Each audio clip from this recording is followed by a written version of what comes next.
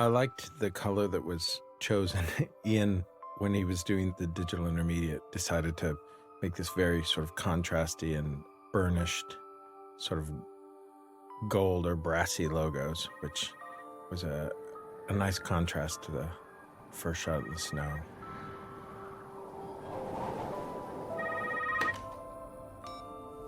What kind is it? I don't know. This is an odd cold open in that you need to sort of hopefully grab the audience and have them wonder what's going on between these two guys. This is a little bit longer scene in the original script, and they talked about a few more things about these pressed flowers, and we ended up cutting it back to the bone, knowing that we were going to come with this opening title sequence.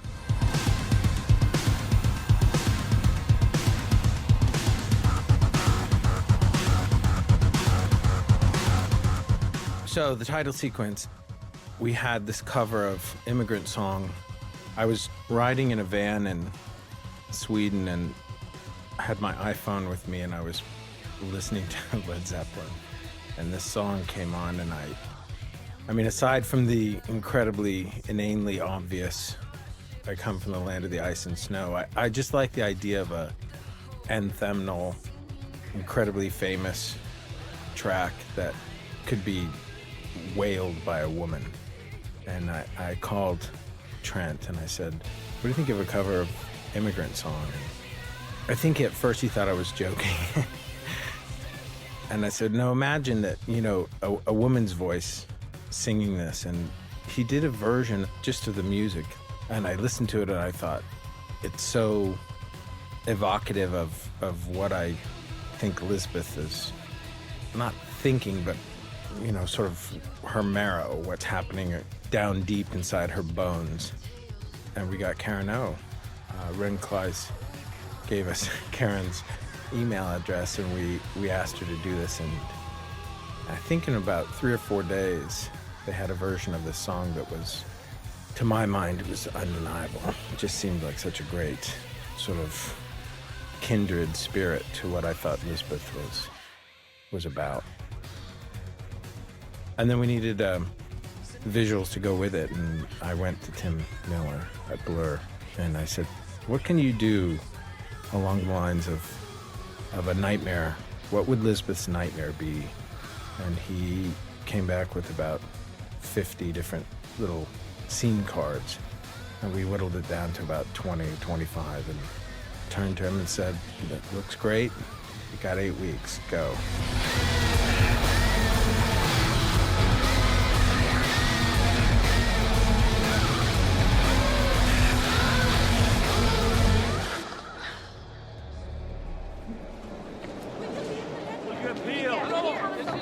What is it? So we shot this in the actual courthouse where Blomkvist would have had judgment passed on him. We came in on a weekend and we did one of the biggest rain tower jobs that had ever been done in Stockholm. We had to do about a block and a half worth of rain. So there was a good day or 2 days of just setting up the rain towers to do this one shot where we crane up and we see him walking off in the distance. But we had to do it. We had a half a day to get the shot, and it worked pretty much from the first take.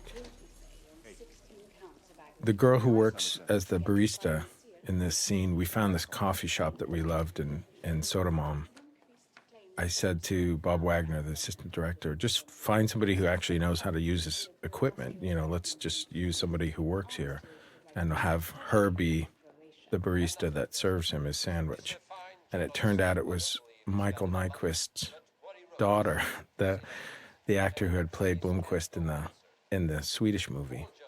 And it was one of those ironic things that you can't plan for. And he dropped by while we were shooting and introduced himself, and was extremely nice and polite to us, given that we were about to trample all over the the memory of his great work.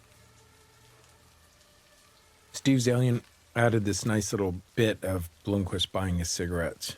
We were trying to figure out a way to tell the story that he had quit smoking, and so I thought the only way to really be able to do that was to have him also need a lighter. It's not just enough that he buys cigarettes, he has to buy a lighter. And we get the idea that he's picking up an old habit. Joel Kinnaman plays Krister Malm, a character who's much more prevalent in the next two stories, but he agreed to come in and basically be an extra for us for about 3 days. And he's at the beginning, he's at the bottom of the stairs, and he's the one who looks at Daniel, and Daniel comes in and gives his look of disgust. TV4 called. I told them no statement until we've read the judgment in its entirety. I have. I love Daniel Craig's ability to be open about his disappointment, and I think he does an amazing job of not only being disappointed with the outcome of the legal aspect of this case, but he very wonderfully kind of shows you his disappointment in himself, which I think is it's part of the thing that makes him such a generous actor, is that he's not afraid to seize those moments where a character can kind of show you that he had hoped he was capable of more. You called her and spoke to her, didn't you? I'm afraid that doesn't mean much. When you're talking about having to introduce a character like this, she has to ride up on a motorcycle and whip off her helmet, and you don't want it to look like a Clairol commercial. I wanted her to take off this helmet, and instead of it being these like long flowing locks, she has this like hair like a porcupine. And to follow her through this office so that you really establish what a sort of fringe-lying human that she is. And I love this kind of sparse nature of Zalian's dialogue here as they talk about her, because he paints a really interesting picture with very, very few comments about her. Lisbeth, Mr. Dirk Broder. How do you do? One of the things that I was trying to do with Lisbeth is really show that she's specific to the information age. She not only has a photographic memory, but if she's going to take a record of something, she's not going to write anything down. She's going to take pictures of it, and she's going to carry this camera with her, and that camera, then she's able to take those photos and put them onto her laptop. But she deals with information in a photographic way as opposed to the written word. And so when she meets with her boss, Armansky, and she meets with Fruda, who's paid for her investigation, one of the things that he's looking for, because he's of a different time and a different place, he's a lawyer who's used to hiring an investigator, and then he wants the data, which is what she's provided in before she even walks in the room, which is this file. But he's looking for her take on the subject. It's an old-fashioned sense of the private eye. He's looking to her to say, give me your gut. And part of her inability to deal with the world has to do with she doesn't have opinion, she doesn't trust opinion, she doesn't trust hearsay, she only trusts data. And so the notion of their schism, their thing that makes it impossible for them to kind of even communicate, is that she's not about to give him an opinion. She's just going to dump this information in his lap. And I liked that, and I liked how it plays out throughout the movie. She sort of distrusts anybody who's in a suit. She certainly distrusts any men who are bureaucrats and middle-aged. But it also, you see it in the way that she harvests and collates information. So in the movie, she lives in an apartment that her mother lived in before her mother died. And I liked this idea of this person who has taken all of her mother's belongings, and instead of putting them away in some kind of reverential way, she's just sort of stacked it to the ceiling off in the corner like a hoarder, and she's moved on with her life. And I like that about her. I like the fact that you could sort of pictorially represent this person who has no reverence or nostalgia. She's simply trying to sweep the past under whatever sort of emotional rug. One of the things that we had to do very, very broad brushstrokes with was the investigation into Wennerstrom and what the Wennerstrom story meant. And by bringing the two characters, and the two main characters, the characters that I cared most about, Blomqvist's story and Lisbeth's story, into further relief, it was apparent that they had both sort of retreated from modern society. You know, he had sort of been cast out, and she had, at a very early age, you know, probably in her early teens, she had sort of given up on the world. And so the Wennerstrom story, it's kind of like first half of Act 1 and the end of Act 5. And it was a tough thing in wrestling with this material, because there was really no way to take what Larson had written and get it into 3 acts. And so we sort of had to make our peace with the idea of a 5-act structure, which is, it's not an unheard of structure. It's very similar to a lot of TV cop dramas. And so, you know, after wrestling with it for many weeks, we finally gave ourselves over to the idea that this was going to be a 5-act movie, and that the Wennerstrom thing would be teased at the beginning. We would know that it meant a lot to him, and then at the end, her helping him out of his shell, that he could be pulled out of the wreckage of the first act.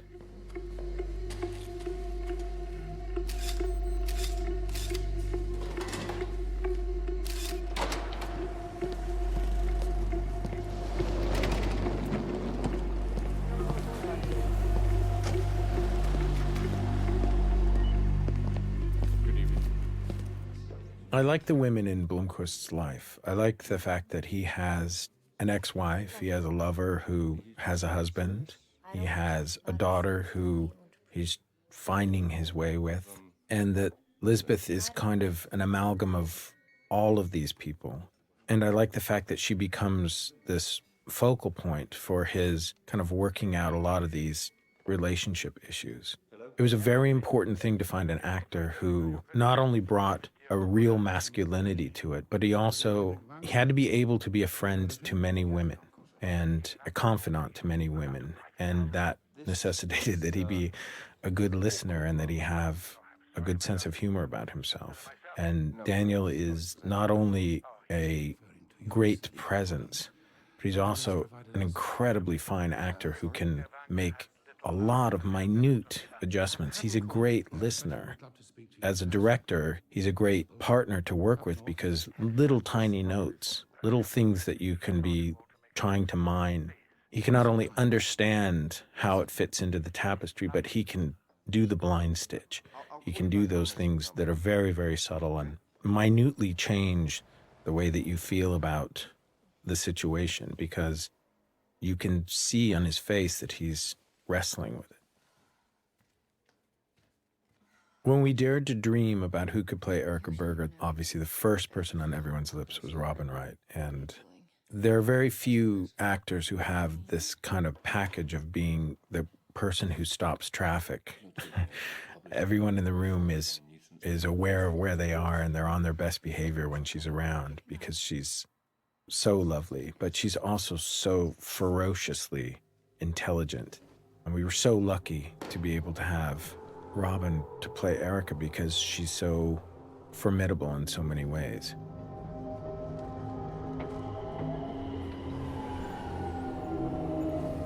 There are a lot of effects in this movie. You know, obviously the trains and outside windows, and there was a lot of green screen just to be able to sort of tie environments together, and cars, almost all of the interiors of the cars were shot green screen.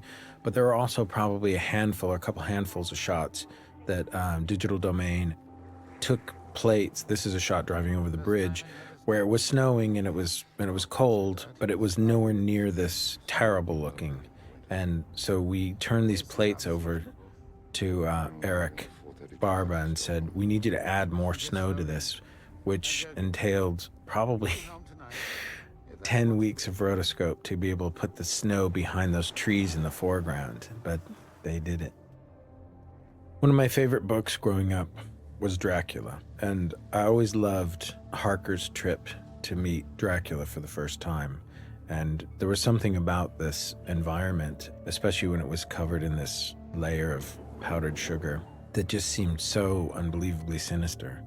We were scheduled to shoot something else this day, and we had been told by all the locals that we shouldn't expect snow that was anywhere near deep enough for another month. And one day we got up at the bed and breakfast that we were staying at, and there was about 6 inches of snow on the ground. It was unbelievably beautiful. And I immediately got on the phone and had all the DGA clan make sure that nobody walked across the front of the house, because we were going to shit can the morning schedule and we were just going to shoot the drive up to the house. We had just acres and acres of snow. And so everybody stayed back in town while we shot these gyro-stabilized plates driving up to this frozen manor. And I remember sitting in the back of the truck watching it on a little tiny monitor, and as we drove up and we came through the trees and the snow was blowing at the lens, and I thought, this would be a good teaser.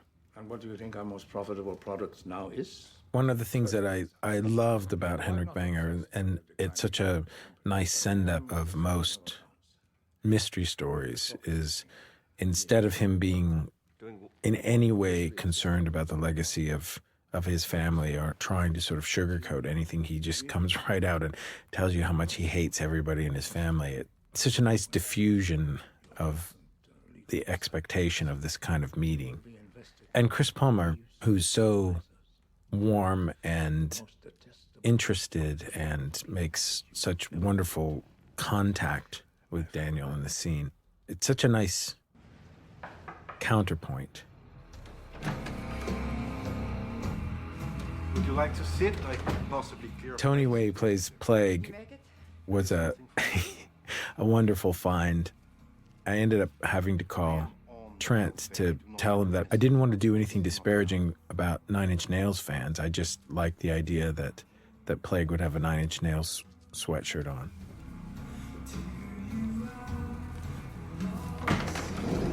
No, thank you. This is Harriet, the granddaughter of my brother, Richard. So Henrik explains it all to you. It's a horrific amount of data that you have to cover. And there were scores of photographs that needed to be taken that looked period and looked like Sweden in the 40s and Sweden in the 60s. And all of this photography had to be done in preparation before we started shooting. And sometimes as we were shooting, there were photographs taken of the day of the parade and photographs taken of the Vanger manor on the day that Harriet disappears.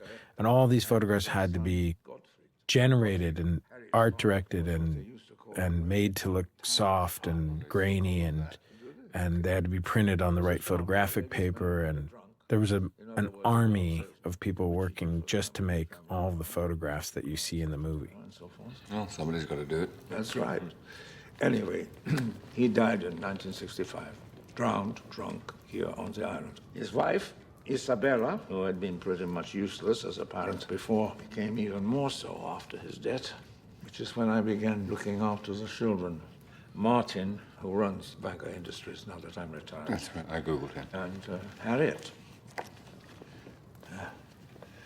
She was bright, curious, a winning combination. We were looking for Harriet. We were looking for somebody who could be the center of this storm.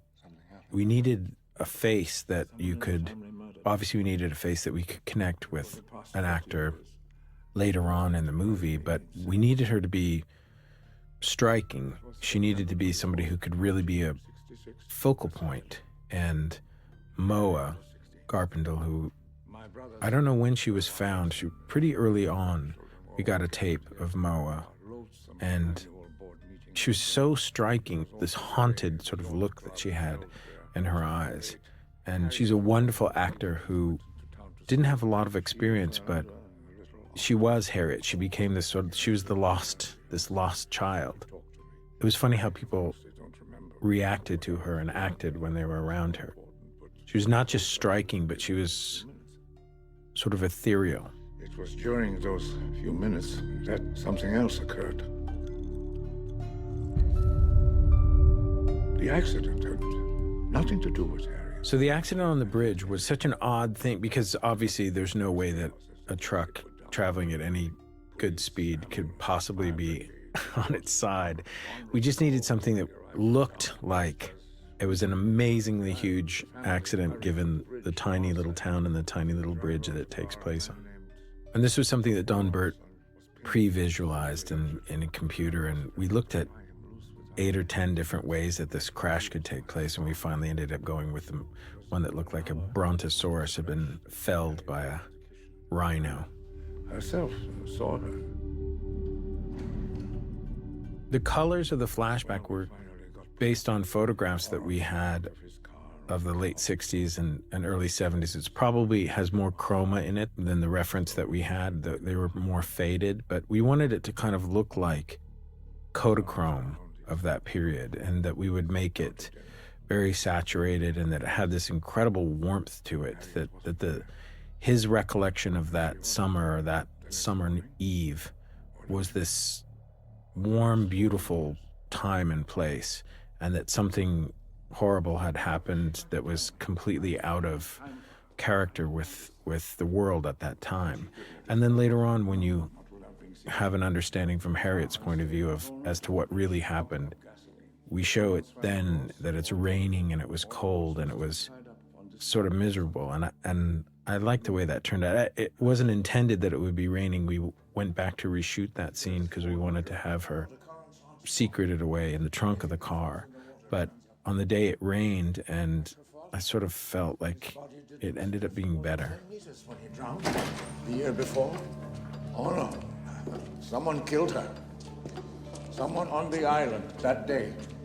Someone close enough. When we shot this sequence, we planned this big crane pullback from the doorway, and when we turned the light on, the lens got flared so badly that the grips ended up painting a black dot onto the clear light bulb so that when it turned on, it wouldn't flare the lens too badly. So we were able to, in post, not only take out that black dot and put in another clear glass light bulb, but then we were able to put the flare back on top of it that the black dot was there to erase.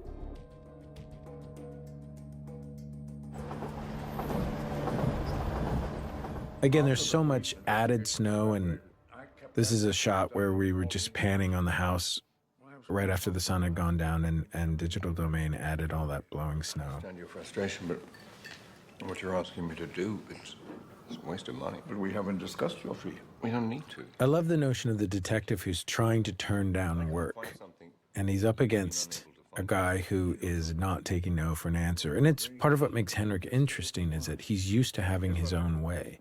He's used to getting things the way he wants them.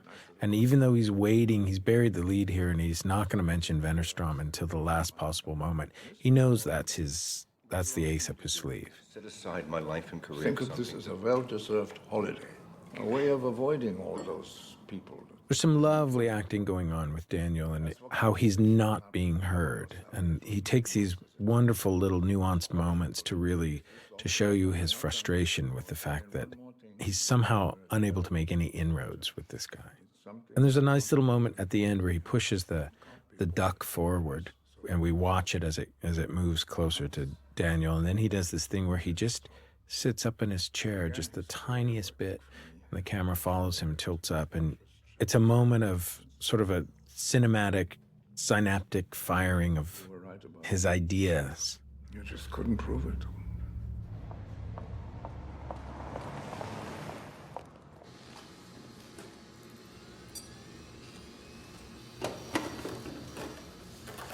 I was very worried about this wardrobe with Rooney and this cowl, because I thought she looked a little too much like a Jedi.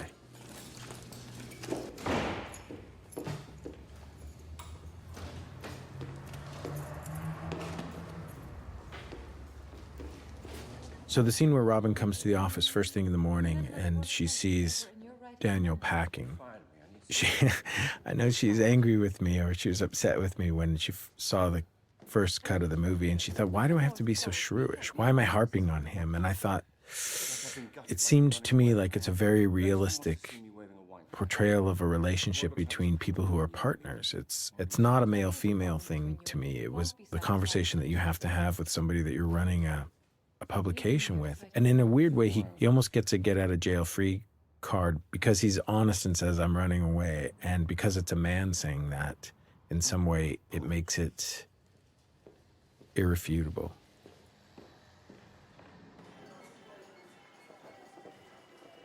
We decided to place the scene in a Max Burger, which is wonderful in that it's this incredibly slick and white and neon burger joint.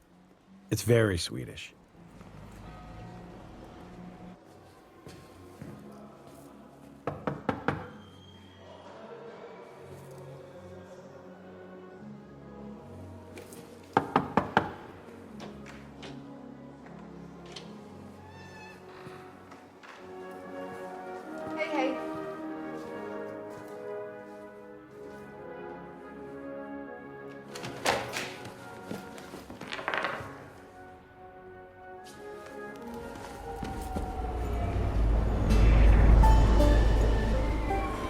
In the master shot that we did of Daniel getting off the train, we had a woman unload all of his luggage for him in the background. And I like we kept talking about the idea of Blomkvist as sort of a bimbo.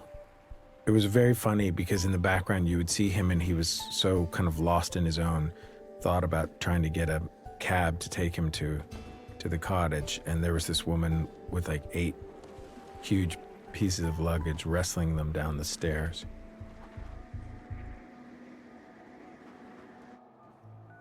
All of the cabin interiors, all the cottage interiors are shot against green screen, and Digital Domain did an amazing job of tracking.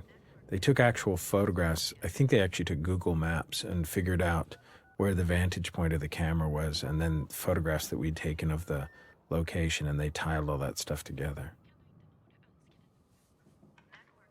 So Scotty the cat, he had many, many, many specific things that were written for him to do. There were all of these things that he was supposed to look at and jump up on, and Scotty was great, but I gave up on that like about 5 or 7 minutes into the first day, and we would have closed rehearsals where we'd bring the cat in, and we'd say, okay, what would Scotty do here? He'd probably be over here on this chair watching what's going on, and we'd put Scotty in his chair, and whatever he ended up sort of doing first, that's what we would rehearse the scene around, and he was great. He was great every time. If you don't expect cats to do something, they'll usually give you a very cat-like response. This was bitter cold. This is probably as cold as we ever were. This is the shot that we would give to different effects houses and say, match this snow. Because when I was there, this is as cold as it gets. There was a little story point in here that he was bringing his favorite books because he knew he was going away for a while, and he would want to bring books that he cared about so he could reread them while he had time alone. And I love the idea that literally the first night he was going to be there, he would burn them and trying to keep warm. You're Mr. Palmgren's daughter? He's bored. He doesn't have a daughter. Please. He's had severe cerebral hemorrhaging, either from the fall itself or from a stroke that led to the fall. We actually went onto a train and we rigged the lights to flicker, and then we went around to 3 or 4 different subway stops. We found this one little moment where there was a train station that had work lights in it, and her eyes just naturally caught a lot of the light. It's such a striking image of her face. It's very Joan of Arc. This is Scotty the cat at his best. I had told Daniel, you don't know this cat. This is a feral cat. You let it into this house and you're letting it sleep there, but when it ends up sleeping on your head, you don't know if it has rabies. And so when Scotty did his clawing, he clawed the blanket as Daniel started to pull it away. Daniel reacted exactly the way that I had hoped, which is he sort of jumps away from it like it's dangerous.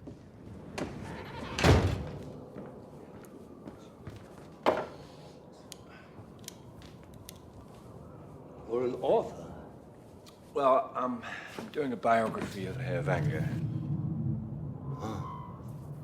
I saw you on television. It's unfortunate. Bit of trouble, I guess. No jail time, though. That's good. No. Cost you a lot of money, though, yeah? It's a running joke that everybody knows how to make a fire except for Blomkvist. Good. The entire island is owned by my family. Your closest neighbor. was an unbelievably cold day. Daniel came to me and he said, now I'm supposed to be, this is my first time on the island, right? So I'm not really prepared for this. And I said, no. And he said, okay, well, I'm just going to wear like, you know, a shirt and a sweater, and I'll have a scarf, and I'll just wear this coat. And I said, great.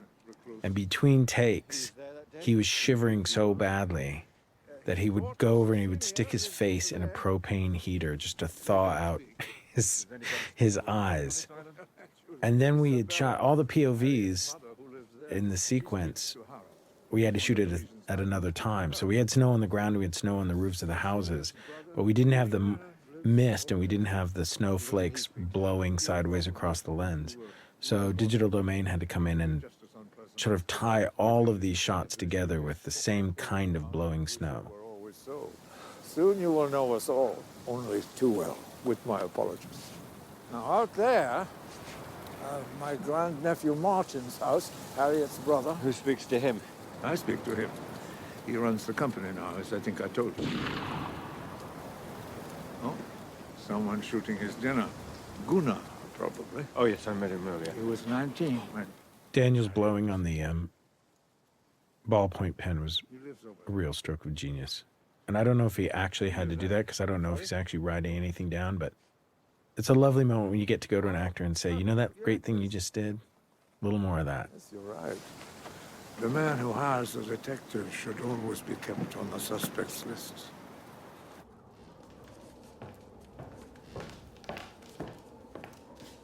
We shot this wall, the information wall, the family tree wall, 3 or 4 different times. And there are many, many composites in the movie because we kept updating the information. There were scenes that were cut with family members who initially were designed to make a bigger impression than they did, and we didn't have time for it, and we were cutting things out of the back half of the movie, and so the wall kept changing, and so there's so many composite shots of the wall over people's shoulders and the wall in the background of boxes being unloaded, and all of it had to be updated every time we would make a change to the cut and take a Vanger family member out.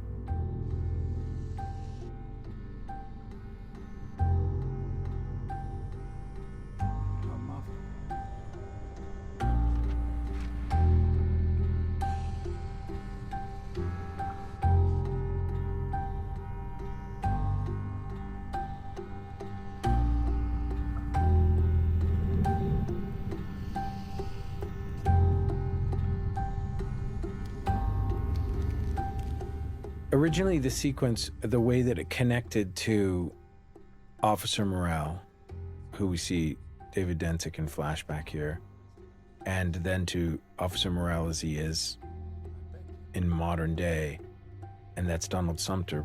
When we connected to, we went with this idea of this gestural link between them, the lighting of the cigarette. We see him step forward out of the trees and he lights a cigarette, and then we cut to him present day and he's finishing lighting the cigarette.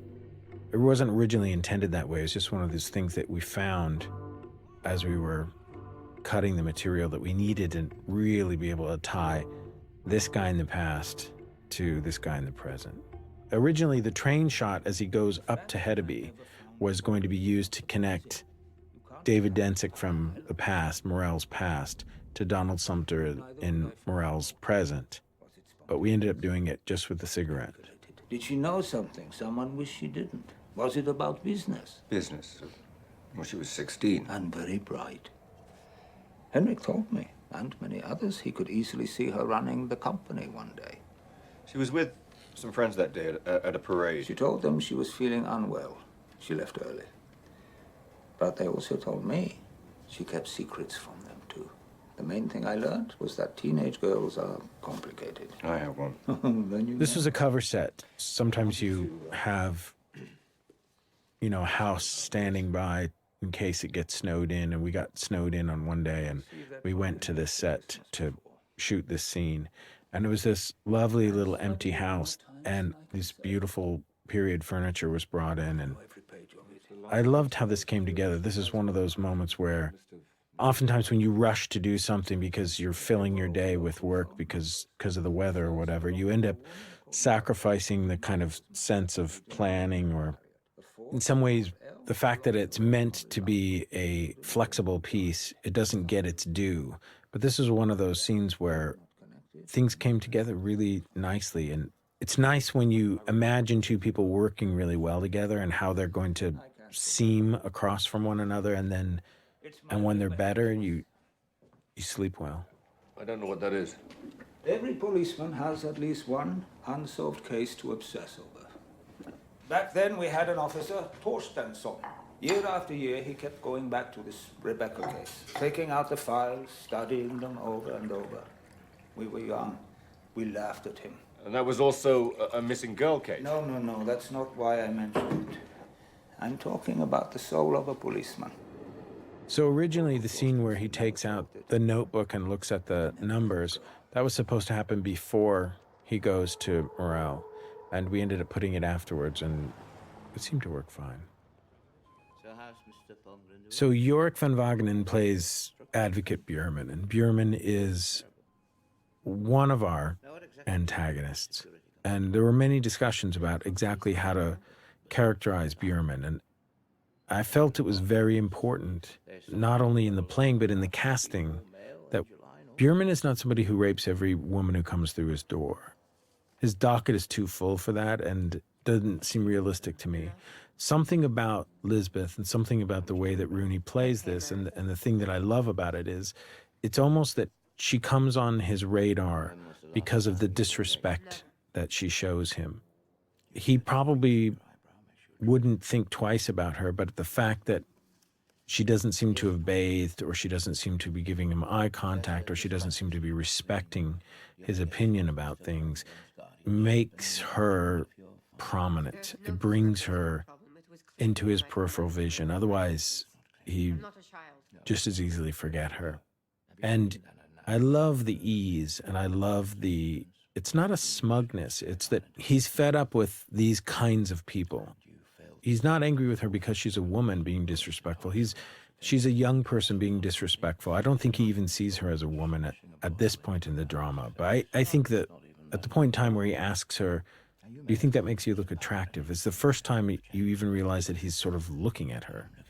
There's a lovely line where he says, not to mention the way you're looking at me now. And one of the things that Yorick came up with on the day that I thought was so lovely is he does it without even looking up at her. He knows that she's giving him stink eye. And if the numbers don't balance, I will have to assume the difference is going to drugs. I've taken care of myself since I was 10. State has taken care of you. When we shot this scene, Rooney had a cold, and I was worried. I was worried that it wouldn't track, but I love the fact that she's a little under the weather. It makes her feel more real and fragile, and not fragile in a delicate way, but malnourished.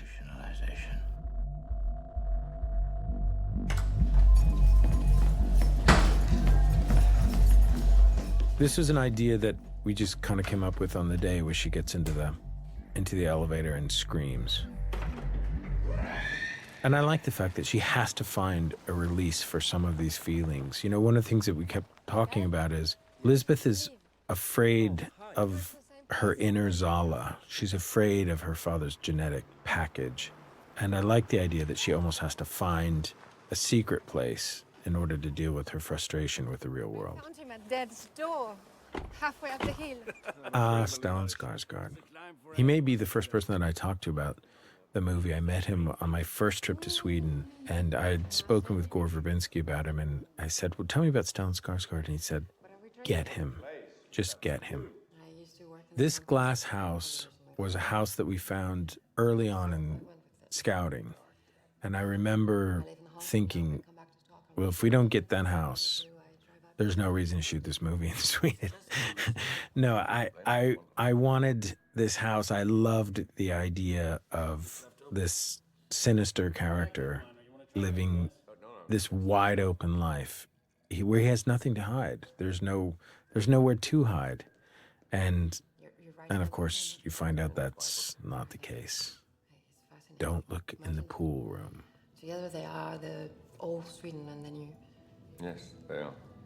Poor Daniel. The day we shot this, they were actually eating moose steak, and I think we probably shot like 18 takes of the master, and we moved in on the over the shoulders, and we started, and by the time we turned around to shoot his close-up, I think he'd probably eaten about 14 porterhouse steaks.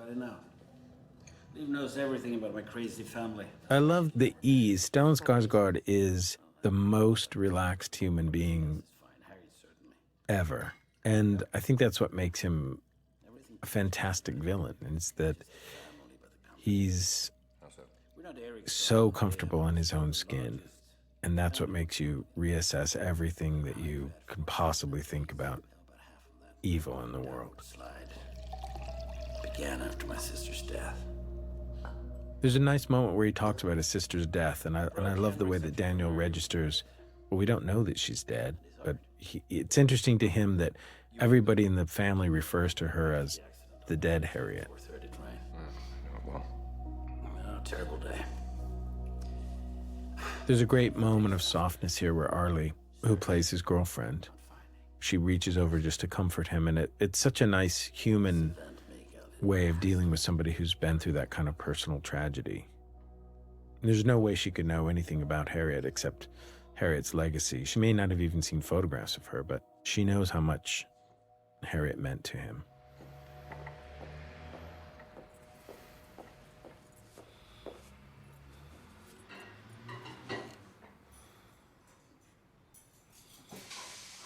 I got a call from social welfare. I've been assigned a new guardian.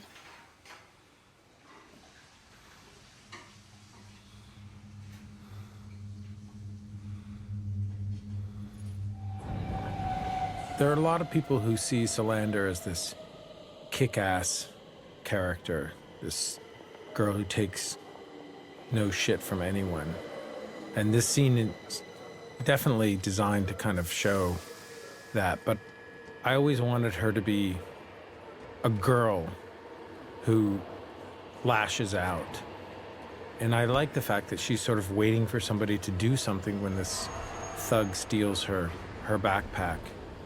And when no one comes to her aid, she deals with the problem in a way that she knows how to. And I liked her desperation, and I think the thing that Rooney understood inherently about the character is that the character doesn't want to have to be that person.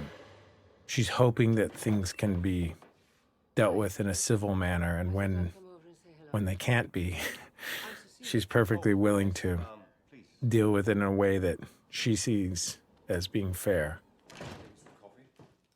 I love Daniel's response when he opens the door. He really has no idea who's on his doorstep, and it's almost the fact that he's embarrassed about it kind of makes him angry, and I thought that was a really human response.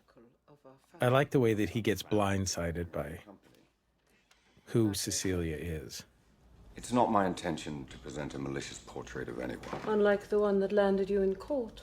Unlike that one, yes. Geraldine James is not only a wonderful, wonderful actor, but she's like the lost Redgrave. She's so much like a Redgrave that the notion of pairing her with Joey was too delicious. I wonder sometimes who's crazier, my Nazi father or my obsessed uncle. Since we're talking about her, since you brought her up, what was she like? What was Harriet like? Again, trying to shore up these ideas about how a journalist who's, sort of a post-Watergate written word guy and his color-coordinated Post-its. I love the contrast between Blomqvist and Solander, that she doesn't work that way at all. And that when he's going to later on use the computer in front of her, it's going to be in such a dorky, primitive way. You couldn't pay her to send a Christmas card, much less visit. I'll track it down for you. If you do, and try talking to her about us, don't be surprised if she tells you to fuck off.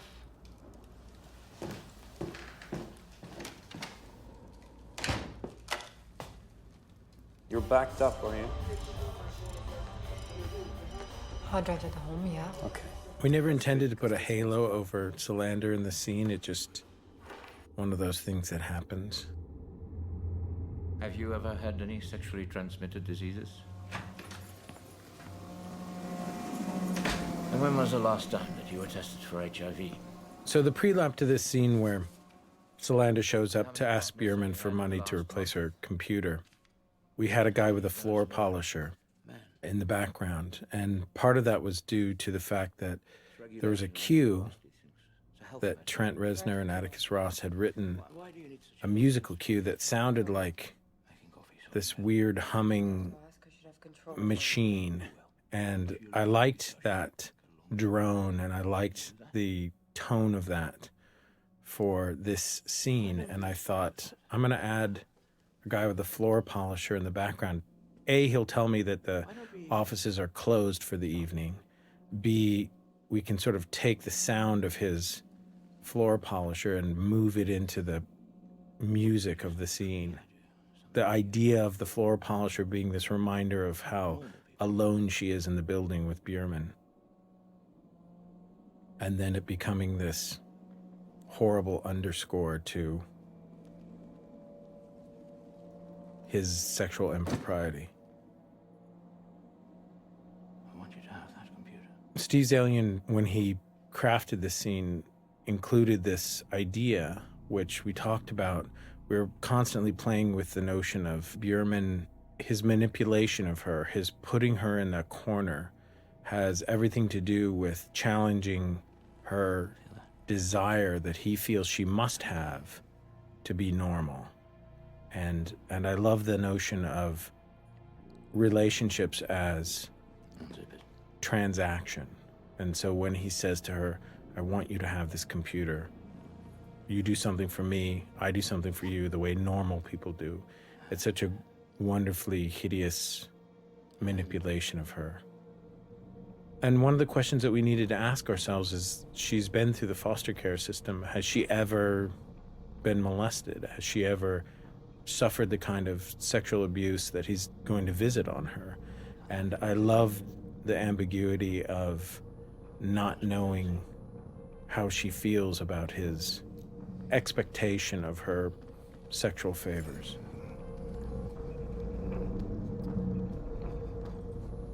There's a moment in the Swedish movie, in Neil's movie, where Noomi does this incredibly great thing in the bathroom. She finds a dispenser of soap, and she puts soap on her hand and she washes her mouth out with soap.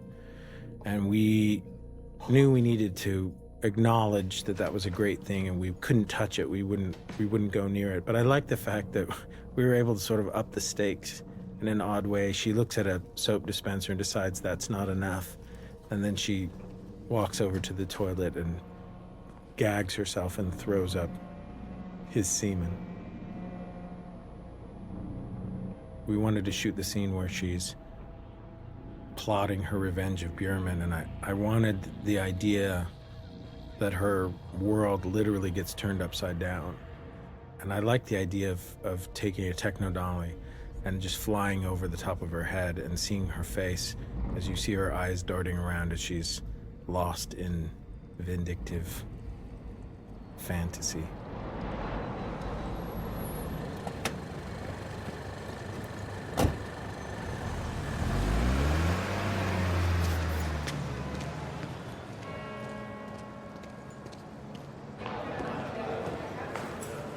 Anita Vanger. So the scene where Daniel meets Jolie for the first time, when he goes to London and sits with Anita, we had many questions about how timid he was going to be in revealing to her what it is that he was really after. And he goes and he sits with her, and he has a wonderful little joke where he talks about how he has no money and he's really there under false pretenses. And her reaction when he says he's writing a book about her uncle, she gives you nothing. You don't really know whether she's going to allow the scene to continue. And then you cut to this scene where they're in a coffee shop or they're in a restaurant. And he's just plowing straight ahead. He's a good detective. And I love that about this scene. I like the way their faces, it's all about their faces, and it's all about how well she lies to him and how he tries to get her to tell him what he really, really wants to know, even though he's not being completely honest. I'm not really speaking about the event itself. I just want to get a clearer sense of what Harriet was like. She was very messed up. just like all us Vanger kids, really, but crazy. We shot this at a restaurant that was a fairly famous restaurant in London.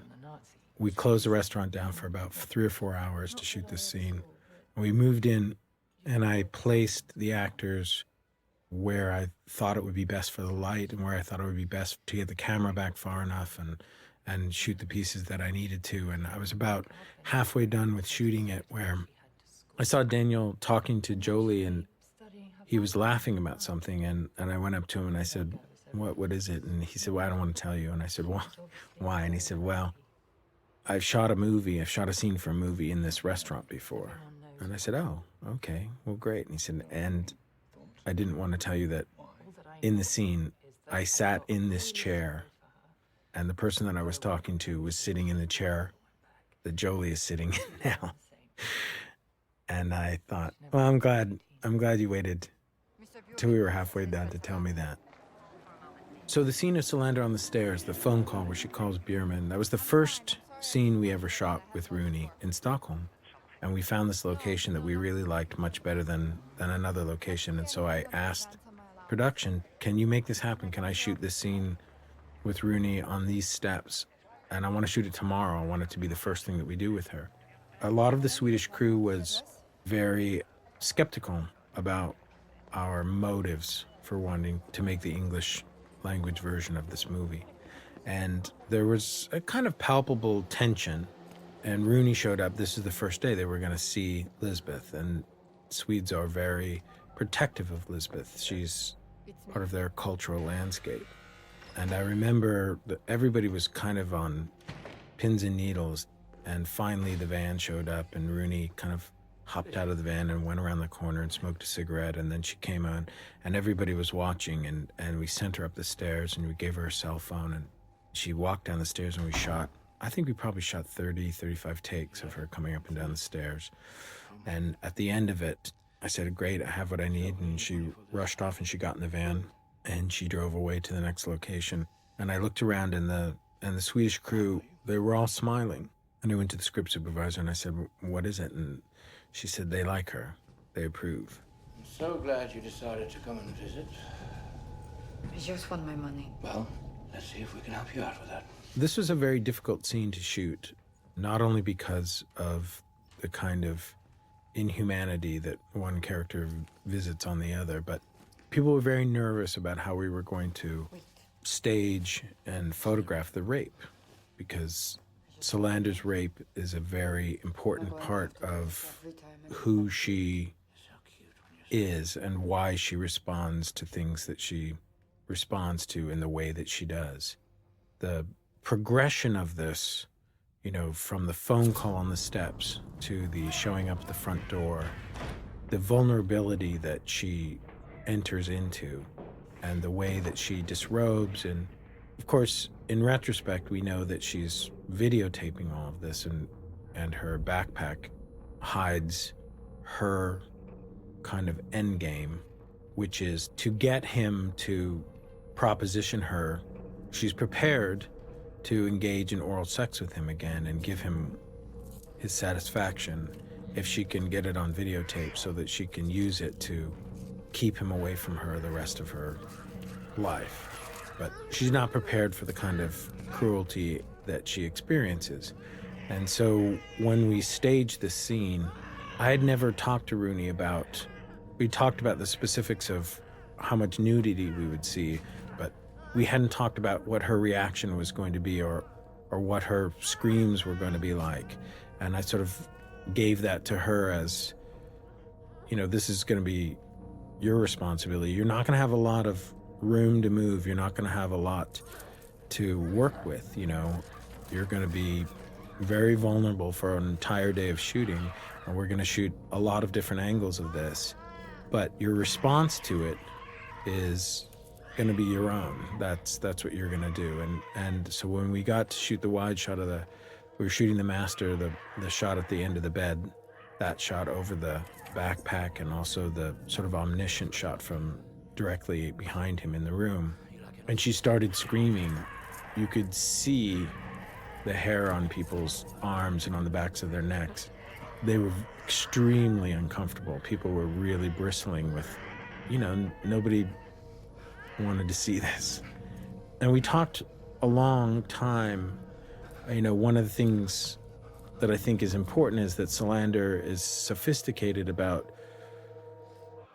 the kind of pervert that Bjurman is. And when he mounts her and she realizes that she has no recourse, there's nothing she's going to be able to do about it, I said to her, I don't think she would give him the satisfaction. I think that she would stop screaming at that point. I think that she would just try to blot out what's happening and hope that it ends quickly, and that her resistance to him would only excite him. So she's not going to give him that satisfaction. And I remember when we screened this for an audience the first time, people were really unnerved about the fact that she actually not submitted, but that she reserved her resistance. And I thought that was a particularly telling thing. One of the things that they say in rape avoidance classes is not to fight. And when we dramatized that, it only made the audience that much more uncomfortable.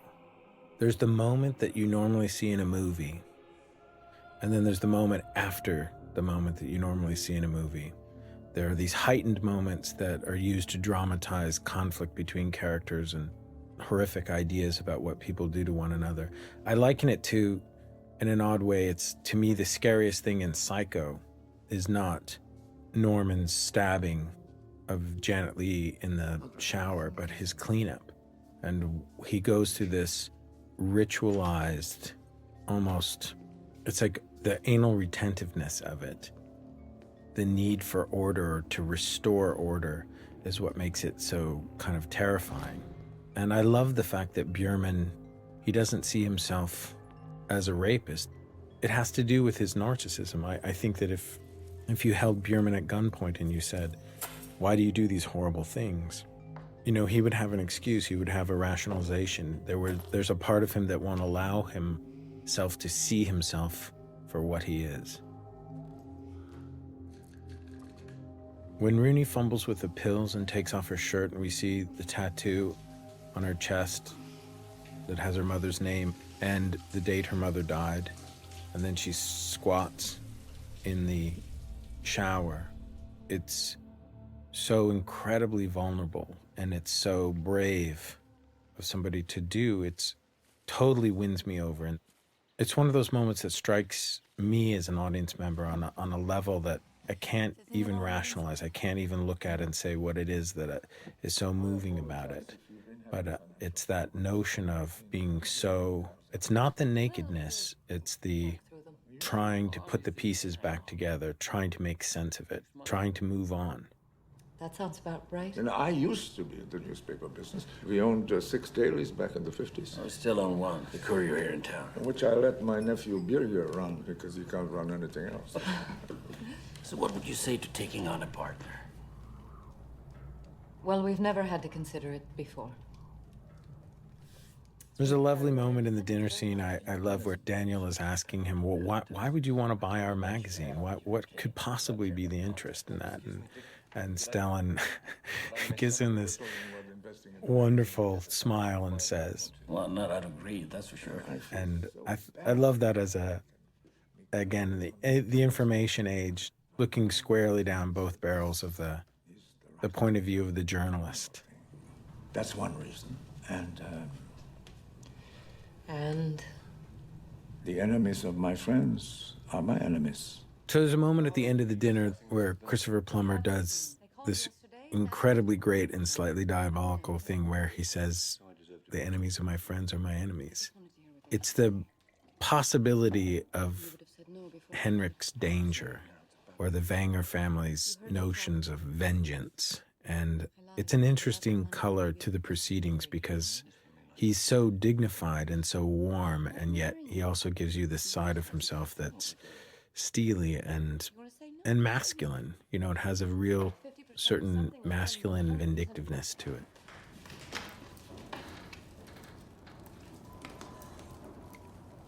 Mikael, What? I'm leaving this godforsaken island in the morning. So?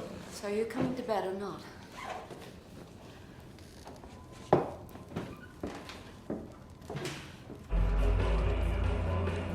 How much? The tattoo artist was somebody that Rooney met.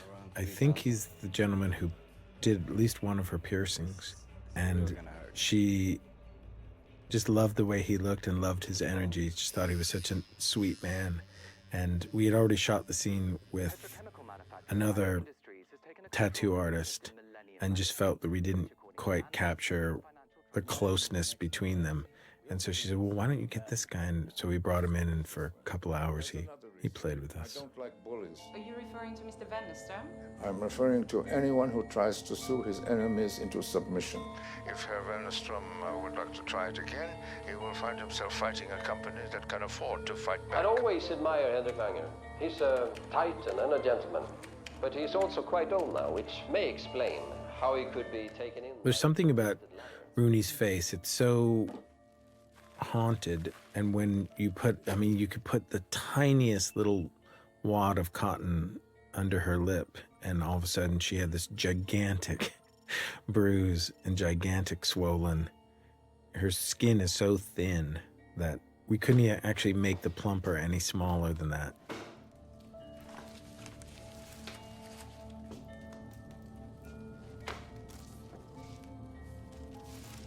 So this is a moment that was written originally. I'm not exactly sure what the order of the events were, but I liked the idea that he finds by accident this photograph or this series of enlargements that leads him to this picture of one of the Vanger girls. And he doesn't know who it is, if it's Anita or if it's Harriet, but it's taken on the day at the bridge. And it leads to the next idea, which is taking the photographs of the parade and blowing them up. Originally came in a different order, but we ended up sort of reconstituting it in this new chronology.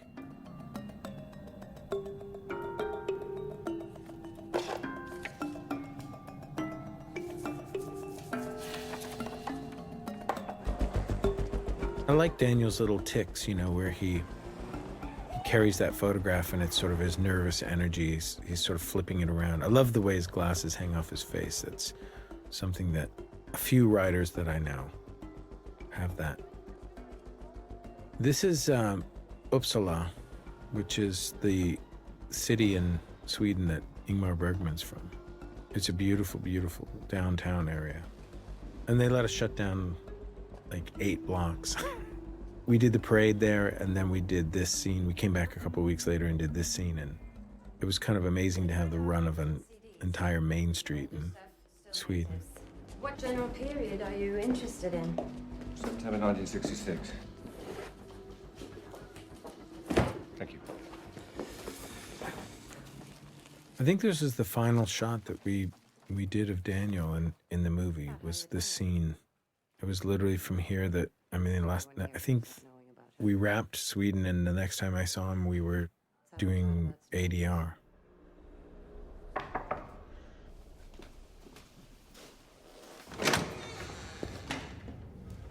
Lisbeth. I need to pay my rent.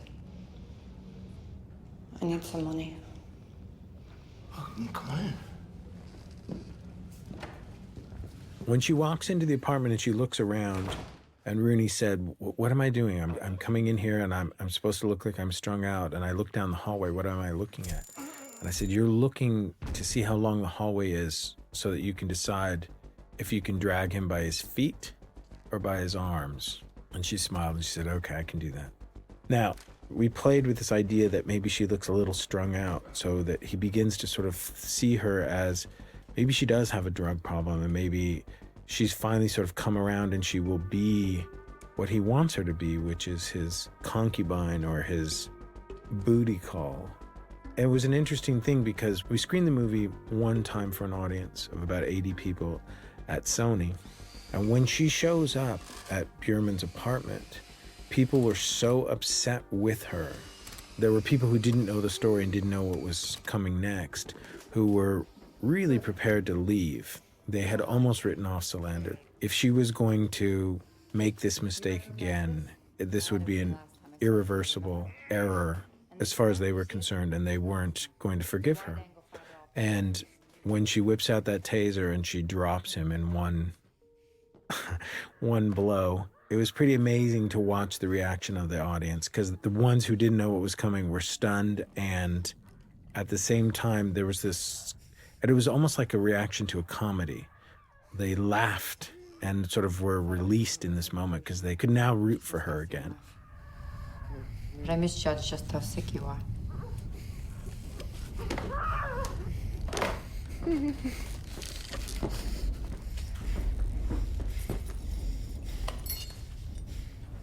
Okay. We shot this scene, and I canvassed a lot of people who are close to me who have been through hideous abuse. And I asked them, would he be naked? And all of them said, no, I don't want to see him. I wouldn't want to see, I mean, even if I was going to sodomize him with a dildo, I wouldn't want to see his naked body. And so we shot the scene, and everybody felt that we had copped out, and that by showing Rooney naked and not showing York naked, that we had somehow split a hair or chickened. And so we reshot the scene, and we shot it with York wearing a little Speedo, and then we digitally added his naked buttocks and genitals. To have my declaration of incompetence lifted. There's no doubt that this raccoon makeup, or her war paint, was something that was semi-inspired by Blade Runner, but I wanted it to look like a mask that she could just take, you know, some grease paint on her black gloves and just smear it into her eyes and go, okay, I'm ready now. I'm hidden enough. I can respond now in the way that I've always wanted to respond. Because I'll be checking on you. And if I find the girl in here with you, whether she came of her own free will or not. No, not the video.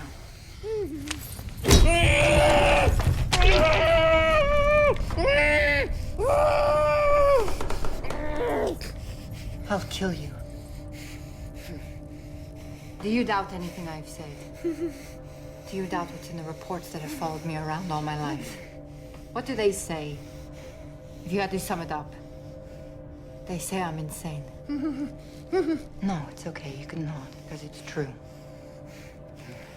I am insane. Nod. I know it's going to be hard for you to abide by my rules. The abstinence part most of all. I wanted the props and wardrobe department to supply me with a couple of different options as it related to splatter guards, because I thought it was only prudent, especially since he had worn a condom, that she would wear some sort of orthodontics, some way to keep the blood, the atomized blood, from going in her nostrils or being on her mouth. And so we brought a bunch of different masks in, and the one that seemed the most kind of structured and appropriate for the amount of time that she spends straddling him and tattooing him was this clear plastic sort of headdress thing that she puts on.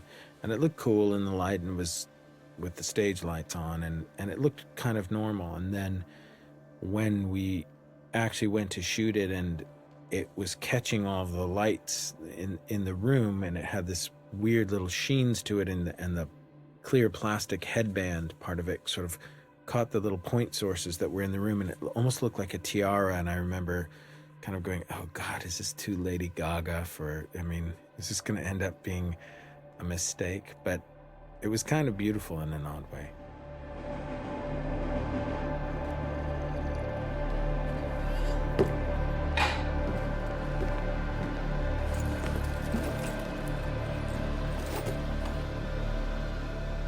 We added a bunch of blood and cigarette butts and excrement in that last shot. We tried to art direct it as completely as possible, but you know, when you have somebody who's been chained to the floor for 2 days and you're going in to do the last shot, I sort of felt like it would be better to do it in post, and we could decide exactly where all the blood stains and handprints and boot prints would be.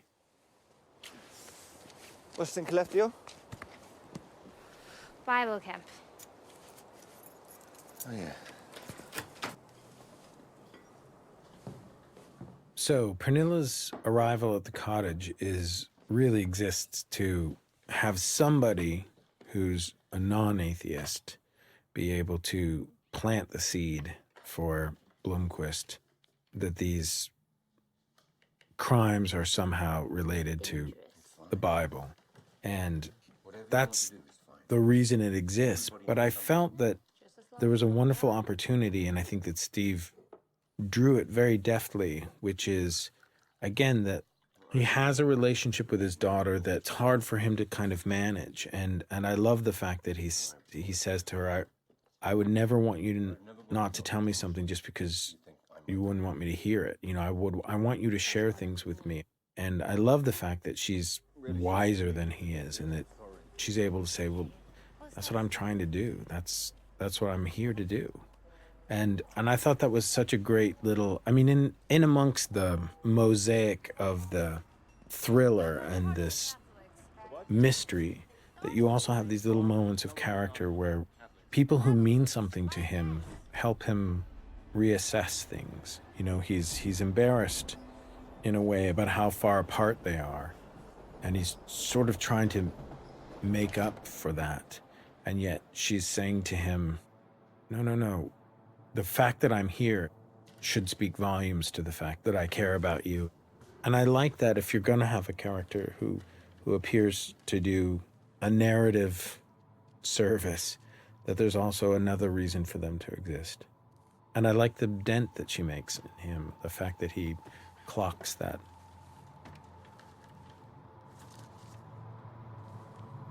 A woman who is a medium or a sorcerer shall be put to death by stoning.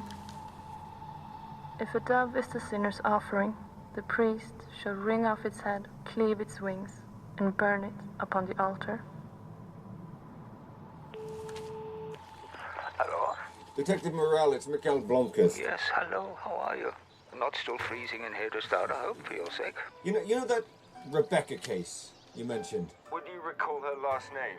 Of course I do. But what has that to do with anything? Nothing, probably. Jakobsson. Rebecca Jakobsson. This is a perfect example of, you know, obviously in Swedish it would be Rebecca Jakobsson, and of course we would say it in English, Rebecca Jacobson, and it has to be written on a piece of paper with a J. And we had to make decisions all over the place about whether or not we were going to pronounce the names as they would be pronounced in Sweden, and, you know, full steam ahead, not worry about how the J would be pronounced. But in the end, I don't think it made it any more confusing. I don't know, Mikael. I honestly don't know. You gotta go. I'm sorry. I'll talk to you later.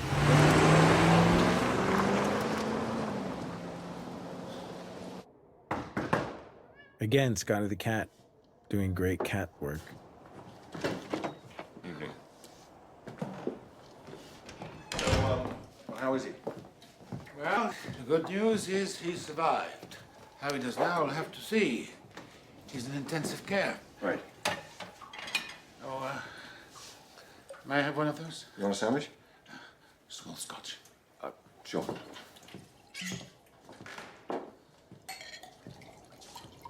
Thank you. I hate to be indelicate, but Henrik... This is another nice kind of facet to Blomquist, is when he's blunt and actually concerned about if Henrik dies, then the promise of this, whatever it is that he has on Wennerstrom, is lost, or could be. And I like the fact that he's talked himself into the idea that he wants to be part of this investigation into Harriet's disappearance, but really it is for semi-self-serving interests that he's promised his life to this cause. And it is this Wennerstrom information. And I thought it was very deftly and beautifully done, the way that he is ultimately very pragmatic in his conversation with Fruta, where he says, yeah, I agreed to certain circumstances, and it sounds ugly, but I want to know what happens if he dies. I can find someone. I know an excellent one. She did the background check on you. The what? Well, you don't think we can hire just anyone without doing a background check? I want to read that. Herr Frodo was kind enough to share your report with me. The investigator's name, that is her name, yes?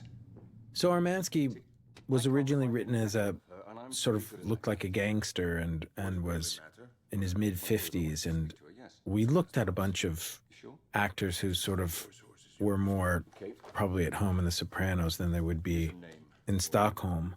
But what I loved about Gorn was there was a sense of polish, and you look at him and you think, it's so nice that he has this concern for Lisbeth. And when he reveals that, when he says, you know, she's had a hard life, can we not make it any harder? I thought that was an interesting revelation. She's had a rough life. Can we please not make it any rougher?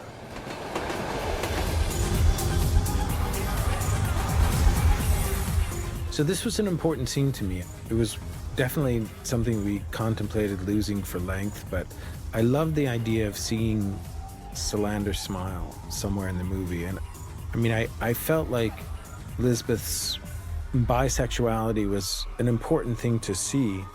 And I also felt that it was important to show she does get her needs met.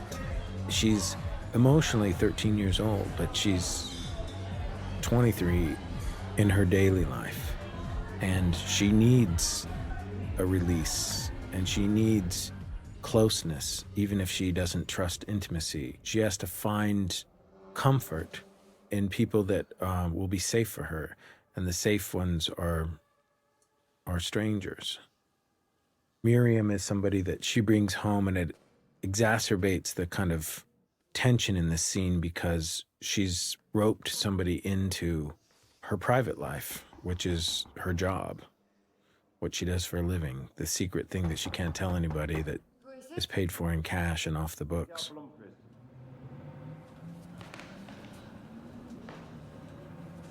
Actually, I'm not really up yet. May I come in, please?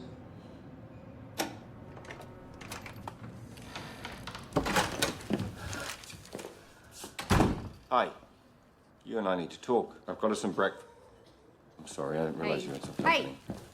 Who do you think you are? I'm the guy you know better than my closest friends do. Why don't you put some clothes on? Get rid of your girlfriend. We need to talk. This was a scene that we auditioned many, many times. We screen tested a number of actors for Lisbeth's part with Daniel, and we shot this scene. We probably shot it 8 times. And by the time we got down to shooting it, we had what I thought was a very specific idea of what we were doing. And it was funny because when the studio saw it, and some people were concerned, they were saying, well, she's not bristly enough. She's not angry enough that he's there. And I thought that was an odd, I never saw it that way. I always saw it as, this is her sanctuary. She is off the grid. Nobody knows where she lives. It's the thing that makes her feel safe. And she only brings strangers to this place, and she has control about when she sends them home and if she wants them to stay. And there's a knock at the door, and all of a sudden this person that she knows more about than most people in her life is on the other side of the door, and he says, I want to talk to you. That there would be this, to my way of thinking, you know, as somebody who finds people and finds out about people, she would be fascinated by him. And she doesn't have a fire escape, so it's not like she's going to run out the door. But there's this moment where she thinks about, what can I do? What can I do? I don't want to involve this person that I brought home from a club last night in this. And I know that what I've done is illegal, and I know that he has the sort of moral high ground in this case. But it's also, if this guy could find me, he's good, and I need to know how he found me. And so those are the reasons we made the choices that we did about the behavior in it. And what I love about Daniel is that he's able to understand how sort of feline she is and how she needs to see him behave and give her space, and he needs to offer her food and set the table and pull up a chair for her and make it's on your terms. If you want to come over and join me, I'd like you to join me. It's not a seduction. He shows faith in her ability to trust, and that's a way that he gives her respect. people are or how they're connected to the death of a 16-year-old girl, but there must be somehow. So what we're going to do is find out who they are, what happened to them, and... There's a wonderfully Rooney moment coming up where she tells him that she understands exactly what he's asked of her, and she's already committed it all to memory. And I love the way she just points at her head for a second, like, I got that. And then when he insists that she take these papers, instead of resisting him anymore, she just takes them and drops them on the nearest chair. She did that to me like once or twice a day.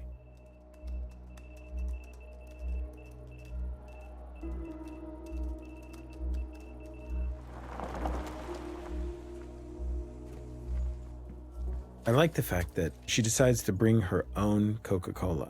It's the single worst idea of transporting something that's your private stash, because it's really heavy. You can buy it anywhere, and yet she feels somehow that she's going to be so busy that she's going to need to bring her own Coke. So this is one of those moments. You hear about them, and it's a moment in time when Daniel Craig knocks over this bottle of water, which rolls to the edge, and then he deftly leans back in like Gene Kelly and catches that bottle of water and puts it up on the refrigerator. And then we track over, and the cat does exactly what the cat's supposed to do. This is probably take 16 or something. And we maybe shot 2 more after this, hoping, I don't know what we could hope for that would be better than that. But again, it's the incredibly metrosexual Mikael Blomkvist in a private moment, catching his Avion water before it falls to the ground. And it's one of those things I remember as we were shooting, I was going, well, that's in the movie. You want to know about such an awful murder? It interests me. Does it? Her husband was the first suspect. The husband is always the first suspect, and usually the last. Not this time.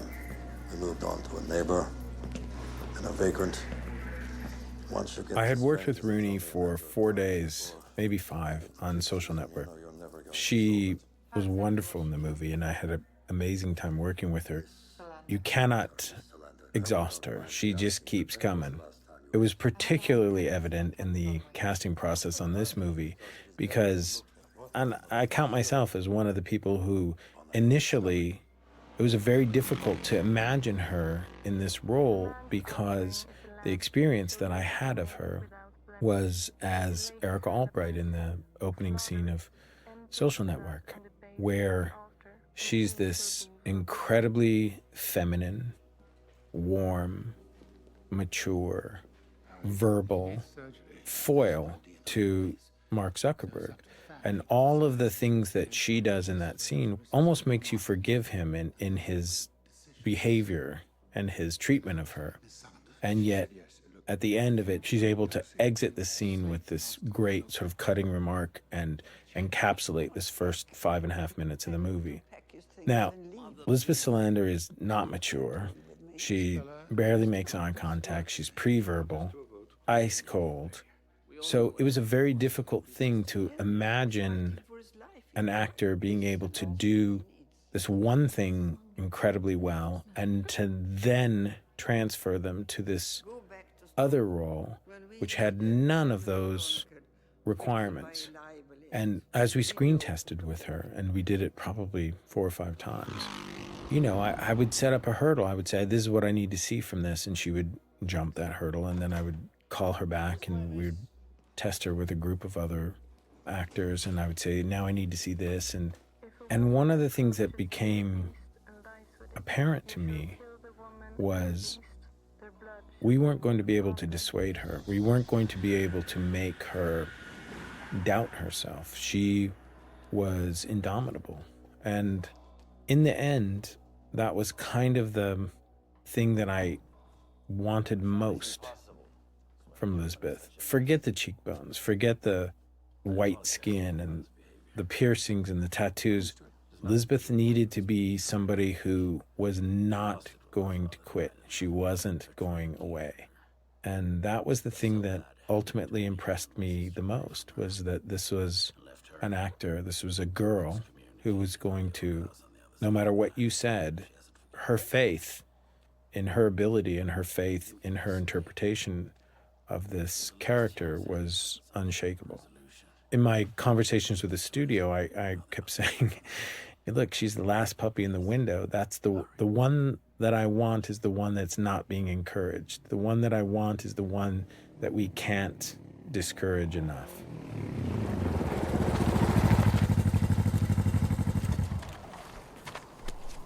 Lisbeth, I'll get that. It's okay. This is Martin Vanger. How do you do? Fine.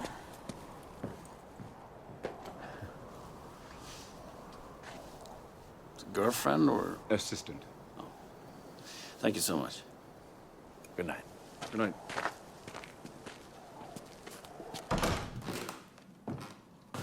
Any problems finding the place? Everyone in town knows who and where you are. That's comforting. Are you hungry? I can make you a sandwich. Nope. You know, I used to have a motorbike at Triumph. I know. The 5 cases from Harriet's list, and 5 more she missed. 3 I'm sure of.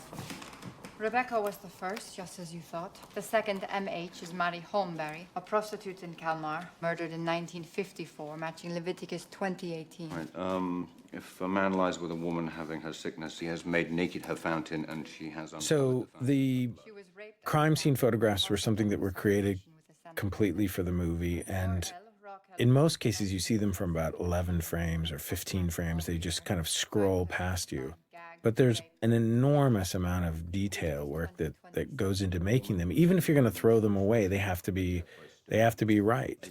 And all of these files were created, and all of these files had to be edited and checked to make sure that they made enough of an impression, and then we could move on. And so there's many, many times where we would go through the animation and say, that one should hold a little bit longer, 3 more frames, 4 more frames. And this one, no, this one you can blow past. And this one needs a little bit more airbrushing on the skin flap on the forehead. And it was kind of a little repellent having to walk into the art department and see all of these ravaged women. Raped, beaten. The killer uncaged the animals, smashed the aquariums.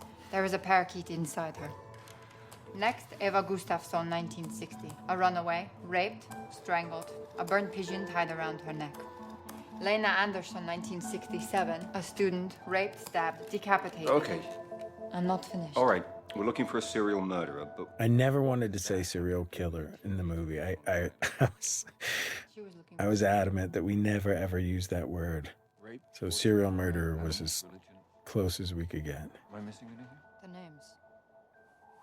This scene was a scene that we shot a couple of times. The first time we shot it, it wasn't staged properly, and the light changed, and it actually started snowing in one iteration of this. And then the second time we shot it, by the time we turned around to Rooney's close-up, and one of the things you need to know about Sweden is it is silent. When it's nighttime in Sweden, you can hear, you can crack an egg 3 miles away and you can hear it.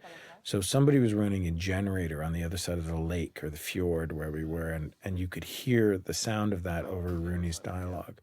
And so I told her, I said, we're going to have to loop this scene. And she was like, oh, you can't. It'll never be the same. I'll never get that back, and the accent and this and that. And I said, well, we'll try it. If we don't need it, if we can clean up the dialogue, we'll use the production track. And in that scene where they're out smoking the cigarette, we use the production track from Daniel's side, but we use the loop. And her loop is perfect. It sounds exactly like the production track.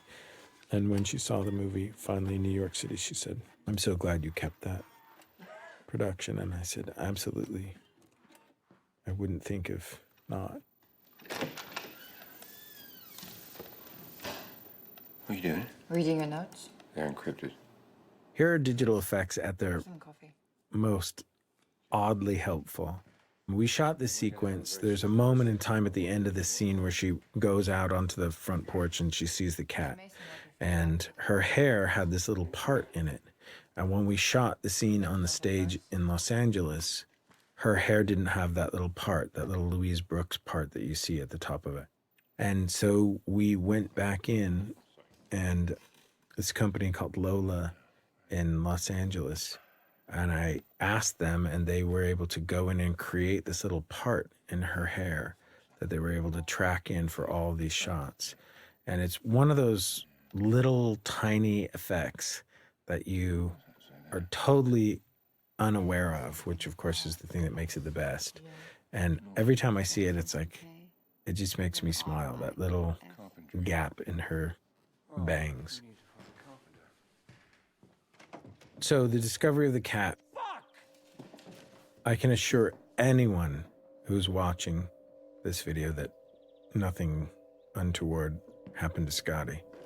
Scotty was miles away when this fake cat was dressed and spattered and left on the doorstep.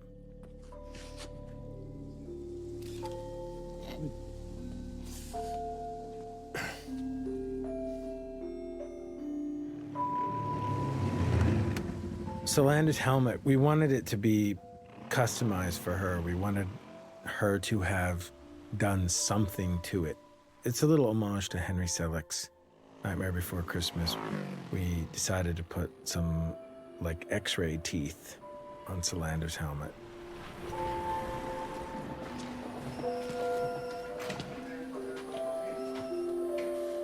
The carpentry shop is gone. I don't even know if he worked there or not, but if he did, maybe he used to come in here for hardware. I don't recognize him. Sorry. Well, I had to start somewhere. I'm no detective, but 1966, I would have started at a time, Tom. This was a shot that we did in Los Angeles. The interior of the tunnel, we had shot a shot in Sweden, but it was vibrating too much, so we came back and we went down to it's pretty much by the airport. I think it's like Century Boulevard as it turns onto the 405, and we closed down and we shot for a couple of hours, and we got that one shot of the back of her head as she zooms through the tunnel. And really our only requirement to make it look Swedish was we just put a bunch of Volvos in the tunnel. And that was probably the last shot that we did for this movie. In 1966, you were in Hedestad with your husband. Who took these? A local photographer. You were taking pictures too that day, and I'd love to look at them if by some miracle you still have them. It wouldn't be a miracle. We were on our honeymoon. But why? This girl, yeah? You can see her better in the enlargement. So that's you there, just after this was taken. The flare of the Instamatic, that's an actual flare from that camera. It was one of those things that you can't believe it happened, but it happened in one frame, and we got it. I mean, we would have faked it if we had, but it was one of those rare moments where you get to say, oh, look how it all came together.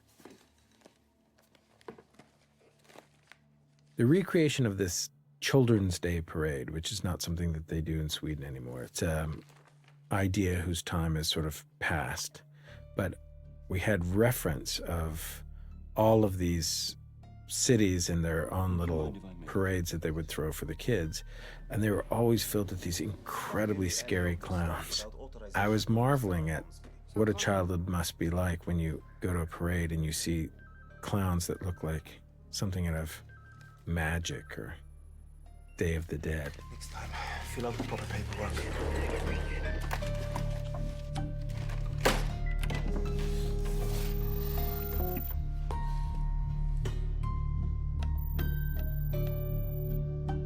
Which one are you?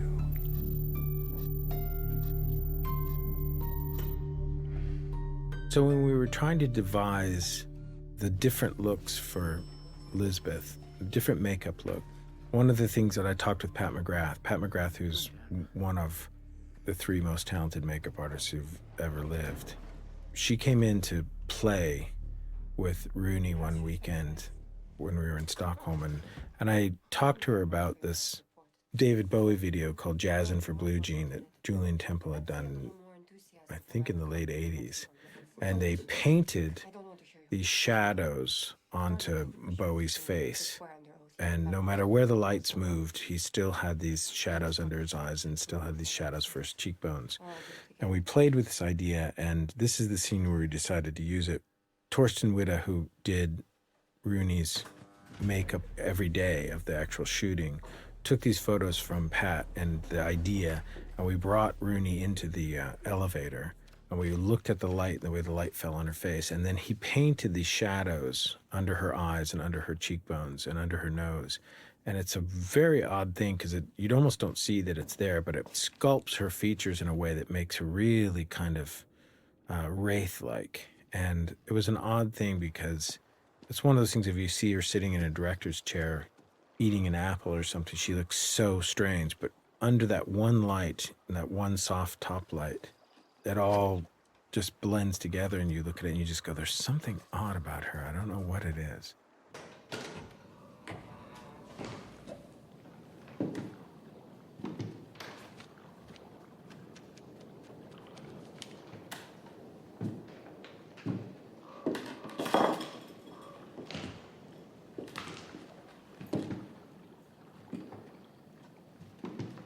I love this little moment. I loved him finding a child's book that had been left 40 years and no one has been inside this house and no one has cleaned up and people are squatting in this house or kids are partying in it. And yet there's still this handwriting from 1965.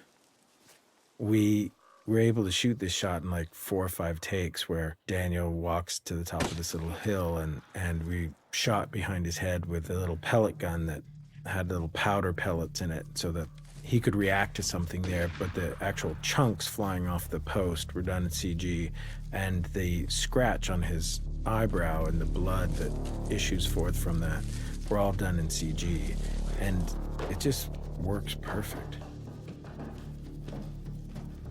So there's a moment in this montage where we see Solander, she's putting up the security cameras and we see her in infrared, and she climbs to the top of this wall and she puts another security camera up and we see her eyes glowing like a vampire and she steps off. We shot this scene over about 4 different nights because we had to keep going back and catching just as the light was disappearing from the sky. And this shot right here, where she turns and looks back and then goes inside the house, was, I remember going to Rooney and saying, I've just seen Lisbeth Salander, that's who she is. And I played it back for her and I showed it to her and I said, that's Salander, that moment is exactly. And she was like, oh great. I mean, we're like halfway done shooting and now you're finally seeing her. Is that dental floss? Yeah. Oh. I'm gonna sterilize that, right? So again, this is CG blood. There's a little wound that he has tacked to his head, and all of the rest of the blood that flows from the wound and down his cheek is done in post so that it could match. And I love what a wuss he is. I love the fact that she goes to find his designer vodka in the freezer and brings it back. This is something that when my daughter was very young, I used to try to adjust her back. I could crack her back. Playfully, she would say to me, no, Daddy, you're not a doctor. And so I thought this would be a nice little moment in here where she comes at him with dental floss and a needle, and he says, hey, remember, you're not a doctor. Yeah, I think it's stopped bleeding. It's fucking hurt. There was a lot of anxiety about how Mikael and Lisbeth consummate their sexual relationship. It's very different in the book, and no matter where it came, it always felt, I mean, again, they've just begun to cohabitate. You know, they've lost their cat, and he's been shot at, and he's acting like a little bit of a wuss.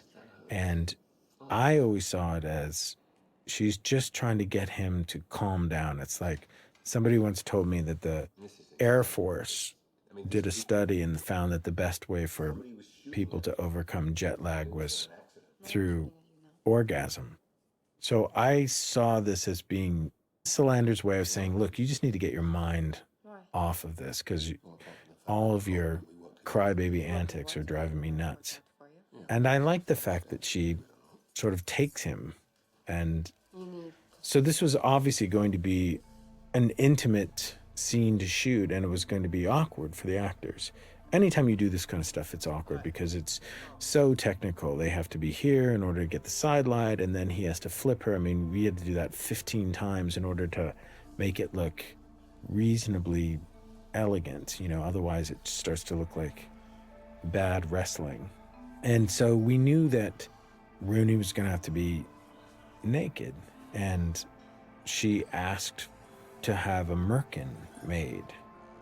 She wanted to have a pubic wig so that she didn't have to, so she felt a little bit more comfortable in front of everyone. And she also pointed out that in the book, Lisbeth is naturally a redhead and that she dyes her hair black. So she came to me with this plan, and she had this little strand of red hair, and she said, I'm going to have a merkin made in this color. Are you okay with that? And I said, whatever, however you can feel most comfortable, of course. And so she had this merkin made.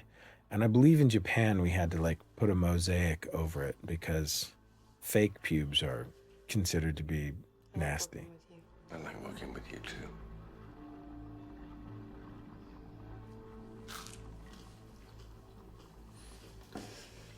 It could have been a stray shot. Well, not by Gunnar. If he wanted to shoot him, he wouldn't be here. And then we have poachers. They shoot at anything that moves. Or he's right, dear. What if he is? So we're back at Morton's house, and I love this scene because we couldn't shoot it on location. We had to shoot it on the set. We weren't allowed to shoot inside the house on location. And so we built a replica of the house on a soundstage at Paramount, and we shot in front of green screen, and I kept wondering, what is it going to be? What's it going to be? And I thought, it could just be this whiteout. It could just be this fog is rolled in, and his house, his glass house is overlaid, and you just barely sort of make out like a Japanese airbrush painting. You kind of make out these layers of the hills. And I was very happy with that. I thought it turned out beautifully. Probably a lot. This is when he needs to finish. He should have permission. What am I looking for? Any connections between Vanger Industries and the towns where the women were killed. And everything about Frode.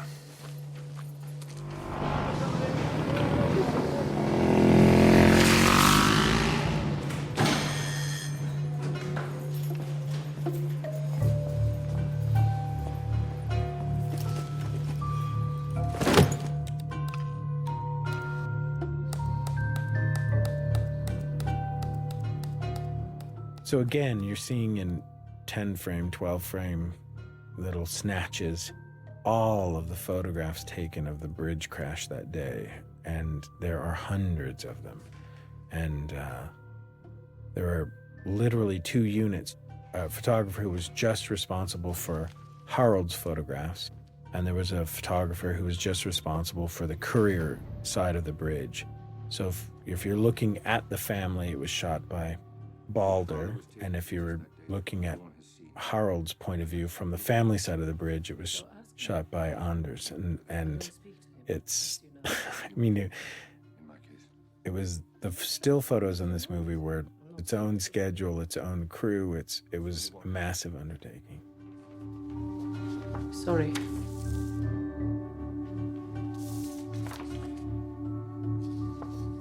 Please. Are you finished? I need to know where all factories, offices, and projects were from 1949 to 1966. You already have everything. No, I don't. I love this woman. I love the notion that the real thing that's actually subjugating Lisbeth is bureaucracy, and it's not just misogyny, it's bureaucracy.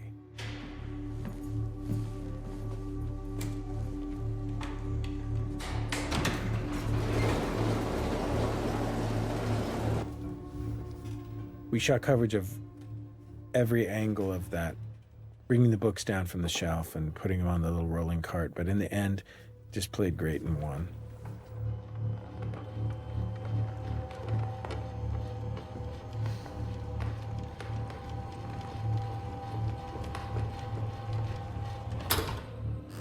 Thank you for seeing me. Come in. Tea? Please.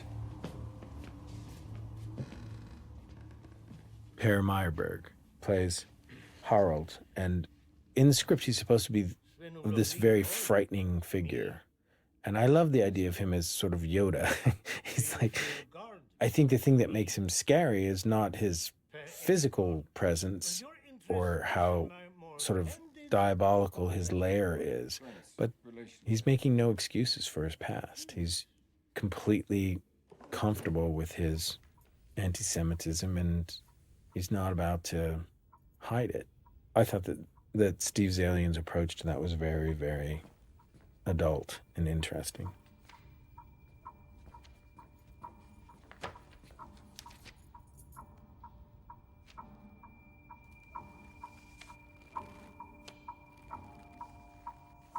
Blom or blue? Blomqvist. I'm not a recluse. I don't close my door to anybody. They just don't visit. Well, perhaps if you redecorate it. Hide the past like they do? Under a thin, shiny veneer? Like an IKEA table? I am the most honest of all of them. A family? Sweden.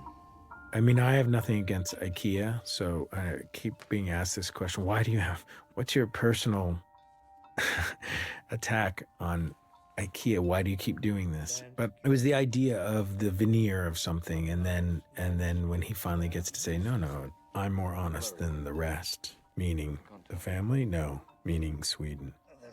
This is one of those percentage points issues, is like how much blur can there be on Martin's photograph.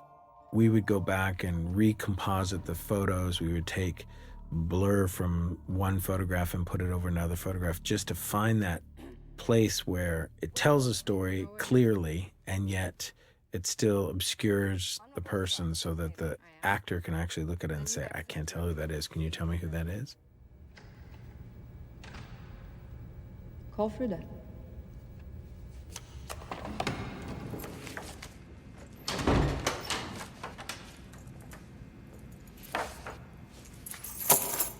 Leave the keys with the guard.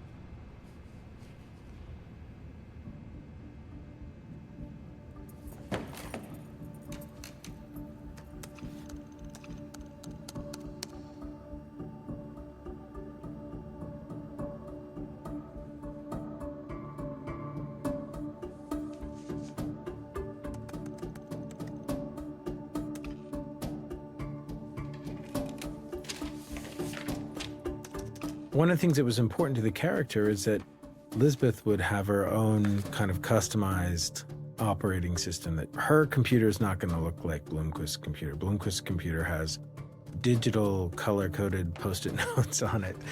He's operating OS X Lion, and she's got her own weird custom-skinned interface. And so those little things like that were very important to me, that we get those ideas across.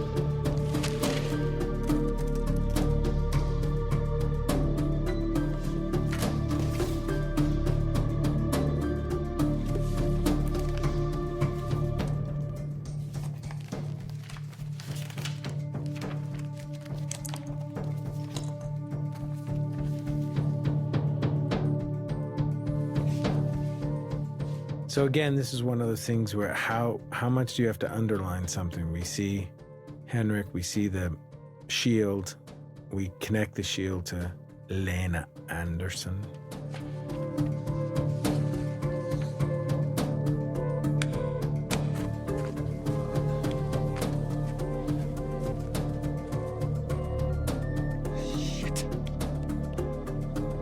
Again, going back to Dracula, I've never done the Castle on the Hill shot before, but it's fun to reference every once in a while.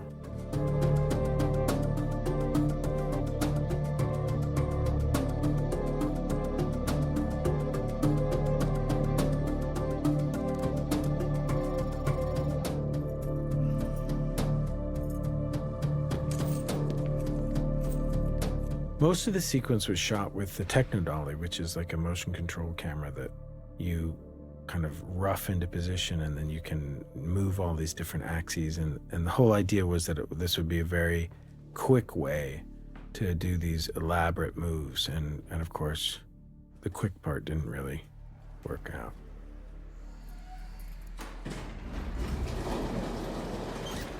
I love this elevator. It really was in this storage facility where they had all the records for the city of Stockholm. And I love, these doors from like Terminator 2 that would close every time you got into the elevator. It was terrifying.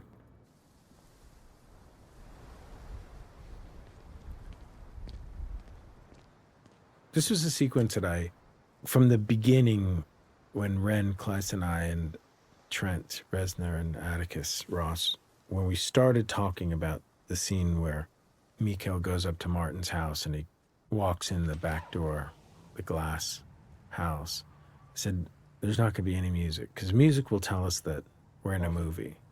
It's all sound effects, and it's as much silence as we could possibly do. And I really wanted to get the idea of there's outside where you feel the wind blowing, and then there's inside where it's hermetically sealed and you have the air conditioning, so that when he leaves the door open just a crack, we would get this whistling later on when Martin returns. And again, it's a testament to Daniel, because, the notion of walking into a house in the middle of the night and immediately going over to pick up a knife. I mean, you have to suspend a certain kind of disbelief, and he makes it work.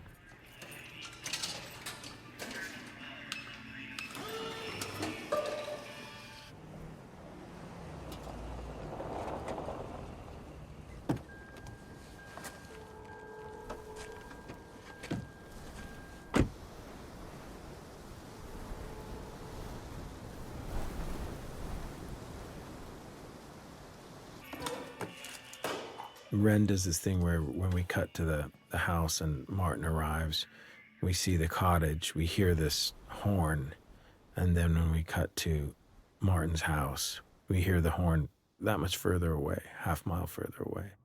And I love the vertical, the kind of cutting from inside to outside, and you're aware of, one is out in nature and then the other one is in this mausoleum.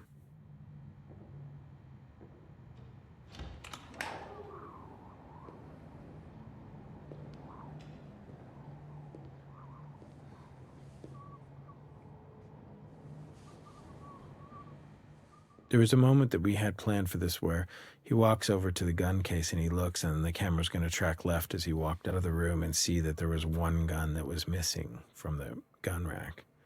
But as I was watching it on the monitor, I thought, who gives a shit? When we shot this scene, Rooney had a real Kex bar, which is a very abundant craft service candy.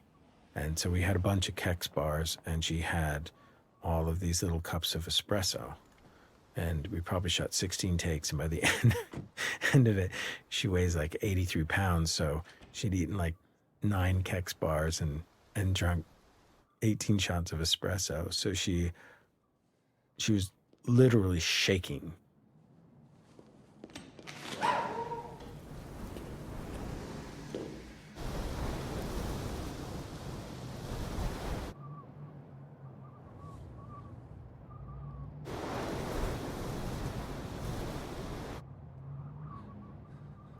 So again, once he opens the back door, the pressure is released and the whistling stops, which is what makes Martin go to the door. And he sees that the door's been left open. And it doesn't amount to anything because we know who the bad guy is. It's just about how you stretch the moment.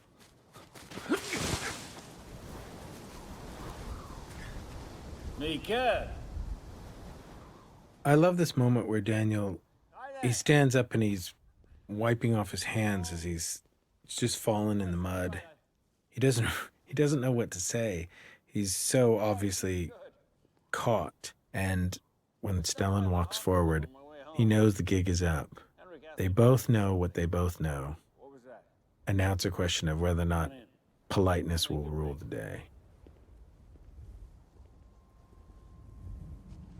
And I love the drama of that, which is he can't let him know what he thinks is going on. So he has to follow him back into the house because he has to pretend like there's nothing to it.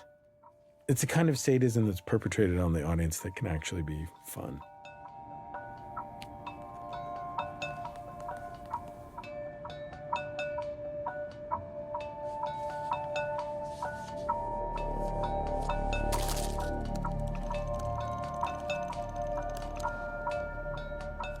Again, you get an idea of how many photographs it took to make up the archive of photographs to tell the story of Harriet's disappearance. Shut the door. It's quite windy.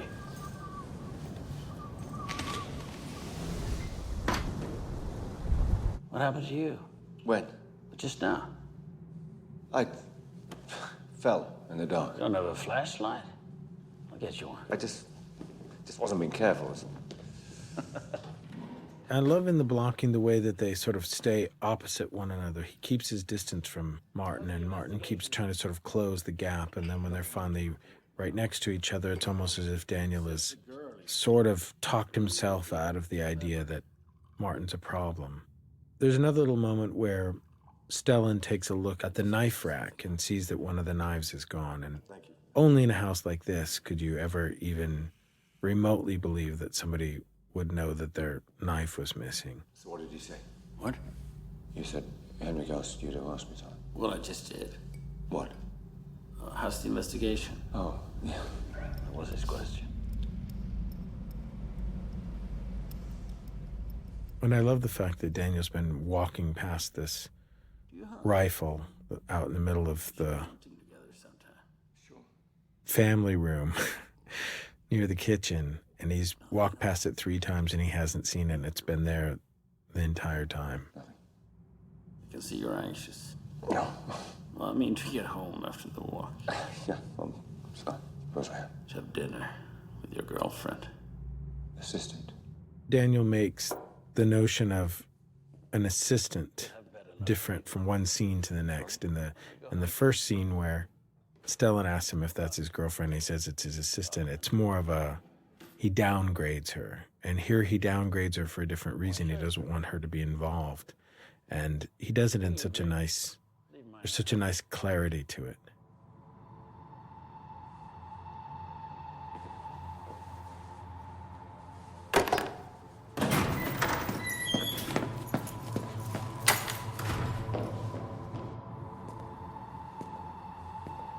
To the right. And here's the first time that sort of music enters into the equation. It starts to foreshadow what you're about to see. It becomes sinister. I'm here. Mikael, it did work. You're here. This is one of the last shots that we did in Sweden. We were shooting the drive up to the Vanger archives during the day, and then when the sun went down, we just needed 2 setups. We needed Lisbeth walking to her motorcycle, and then we needed the motorcycle taking off and driving away. And we finished shooting the daylight shot and the sunset.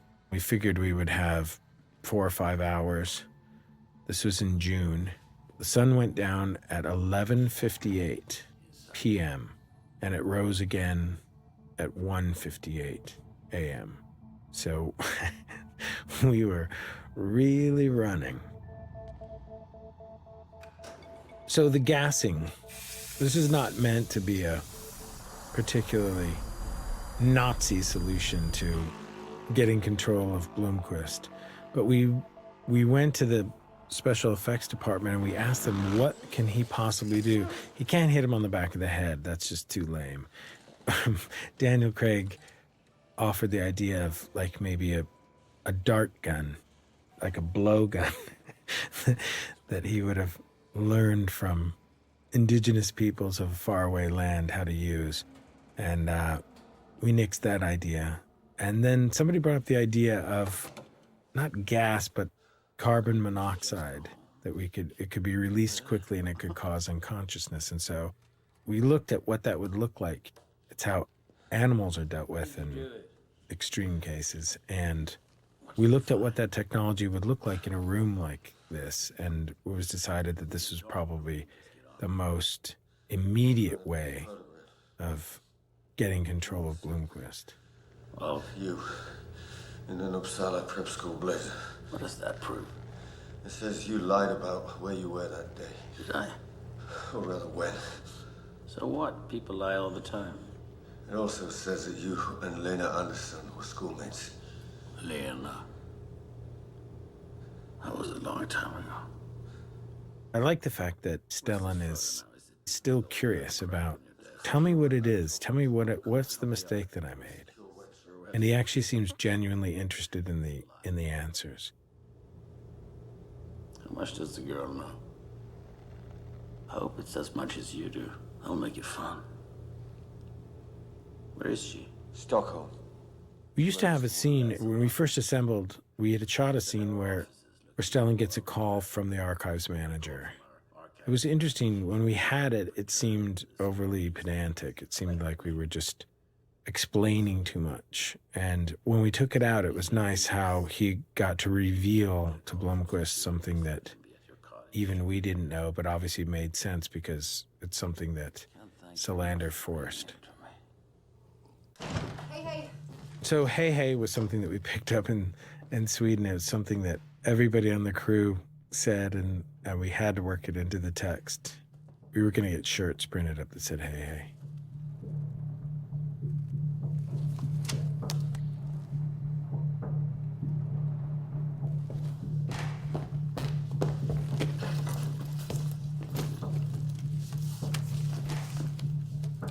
So, what do you want to know?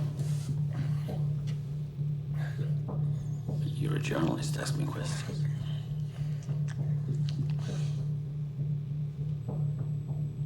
What do I do with the girls? I like the idea of Martin as sort of a half-assed Dick Cavett. I thought it was kind of a funny notion that he's so narcissistic that, I mean, he has all these tapes from all these years of all this horrendous shit that he's done. And I like the idea that he finally has somebody in his basement who's an interviewer, and he wants to sort of try his hand at it. Stellan came up with this thing about when he starts talking about his father, he starts itching. His father gives him eczema. This takes discipline. It's a science of 1,000 details. The planning, the execution, it's the cleanup.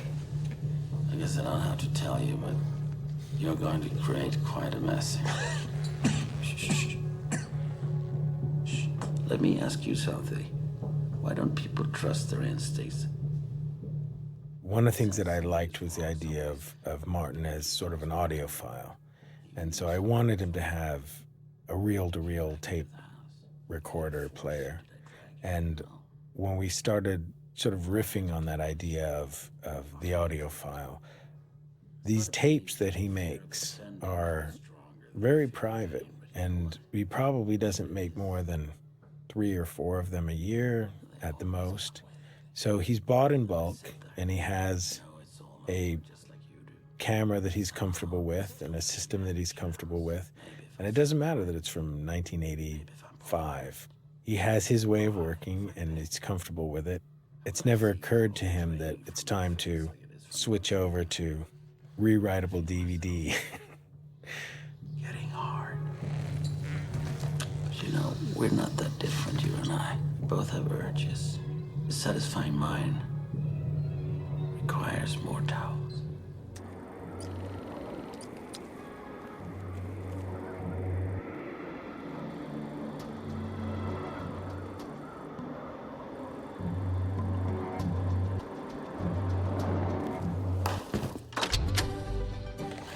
Enya.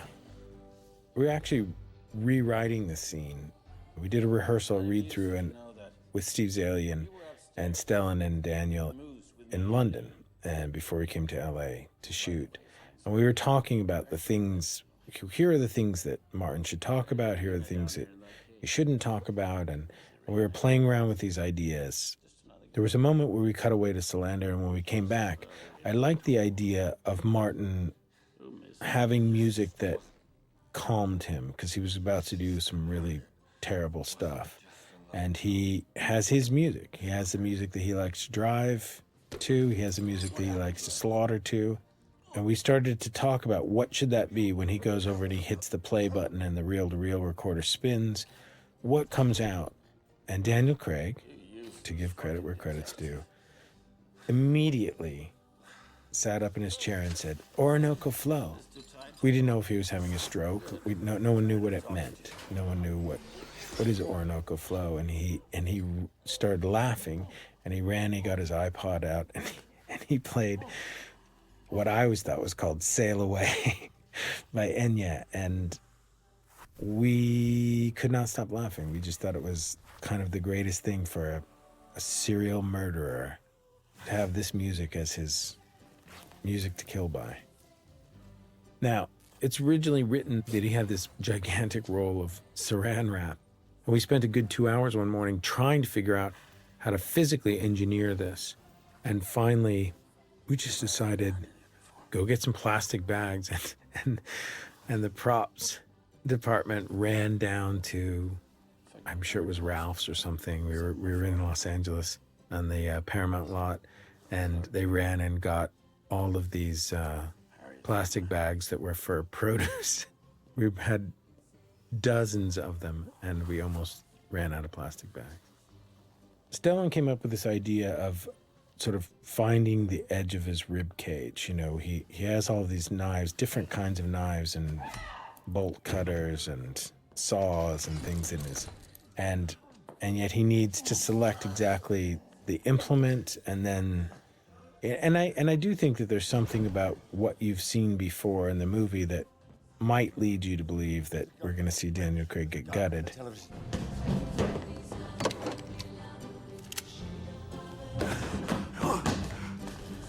May I kill him? Now, there's much debate about whether or not it was a wise idea to have Lisbeth ask, "May I kill him?" And I wrote this line. I like this idea. And the idea for me was not that she's looking for permission as much as I always felt that the drama between the two characters, the friction, comes from the fact that Blomkvist, in his journalistic hubris, feels that he understands exactly the evils that men do. And he can speak about it from a safe proximity. He's able to say, no, I get it. I get what you've been through. And Lisbeth, who has suffered at the hands of a sadist, is able to, in this moment, sort of say, now how do you feel? And so when she comes to ask him, may I kill him, it's not really looking for permission. She's kind of saying, are you with me now on this? But I didn't want her to be Dirty Harriet. That seemed too obvious. I saw it as being more of a, will you hate me if I deal with this in a way that I feel is correct? There are many interpretations of this line, and a lot of people were taken aback. I felt it was a strong notion that it's not that she's looking for permission as much as it is that she's looking for understanding, and she turns to him in that moment to say, are you going to hate me if I do what I feel is just here? And he says, absolutely not.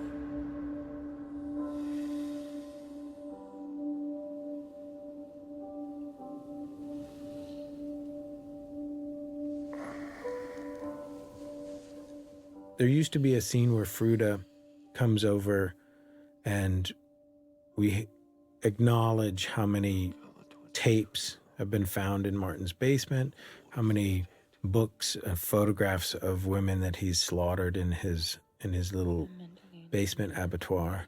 And we took that out to go right from the burnt, charred Range Rover to this one little moment where we have some kind of understanding of what has complicated her life.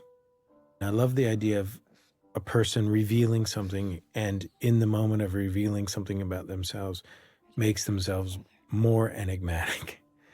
And to me, this is the moment where they truly come together. It's not where they fornicate. It's where he wakes up and she's watching him sleep.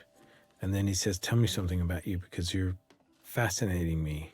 And she tells him something, and it only ends up making him realize how little he knows about her. Martin's basement among his souvenirs. Martin didn't deny killing anyone. But when I mentioned Harriet, he was confused. He got angry at me because I couldn't tell him what had happened to her. He didn't kill her. His father didn't do it. He was dead the year before. What if she did somehow manage to get away? I mean, if she is still alive, then there's only one person in this family who'd know where she is.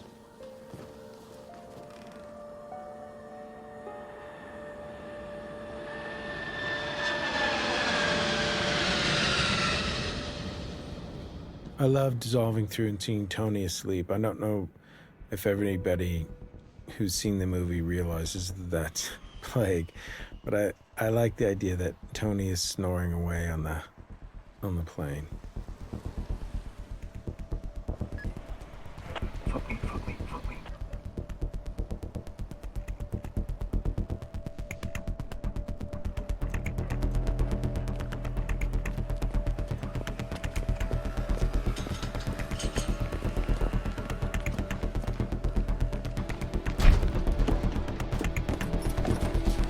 I like the idea of a scene where people think that they're doing the smartest possible thing, and the end of it is that much more frustrating.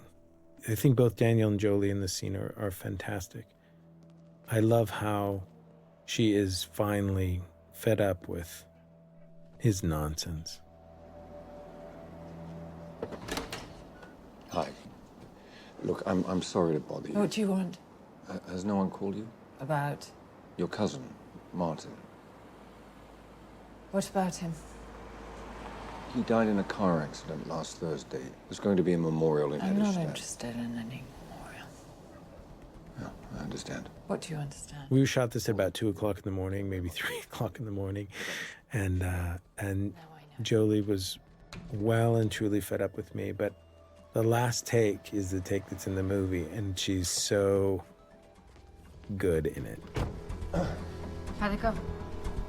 Okay, I think. She's on.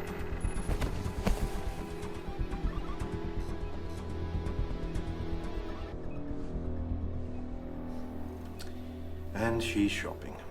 There was a scene that we cut that took place in a bar and where we meet Trinity for the first time, and we ended up having to cut it just for length, but it was a very funny scene, but it didn't really move the narrative forward except to be amusing.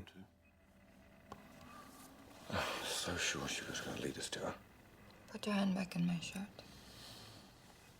The put your hand back in my shirt was something that I wanted from Steve Zalian. I really like this idea that they're getting comfortable with one another, and that she really just likes his touch, and that's what makes her feel good, and so she asks for it, and there's a change. You get a sense of the change. And the sex scene that follows that, I always thought was funny. I know that it's not a new gag to have somebody ask somebody else to be quiet until they've been brought to orgasm. But again, it goes to the notion of Blomkvist as bimbo. Well, we could, absolutely. What is it now? Before he died, your brother hung me from a hook. Harriet.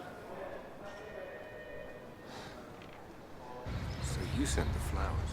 Yes, I did. We found in the Swedish family registry that Anita was married, but the family never knew, did they? So I'm guessing.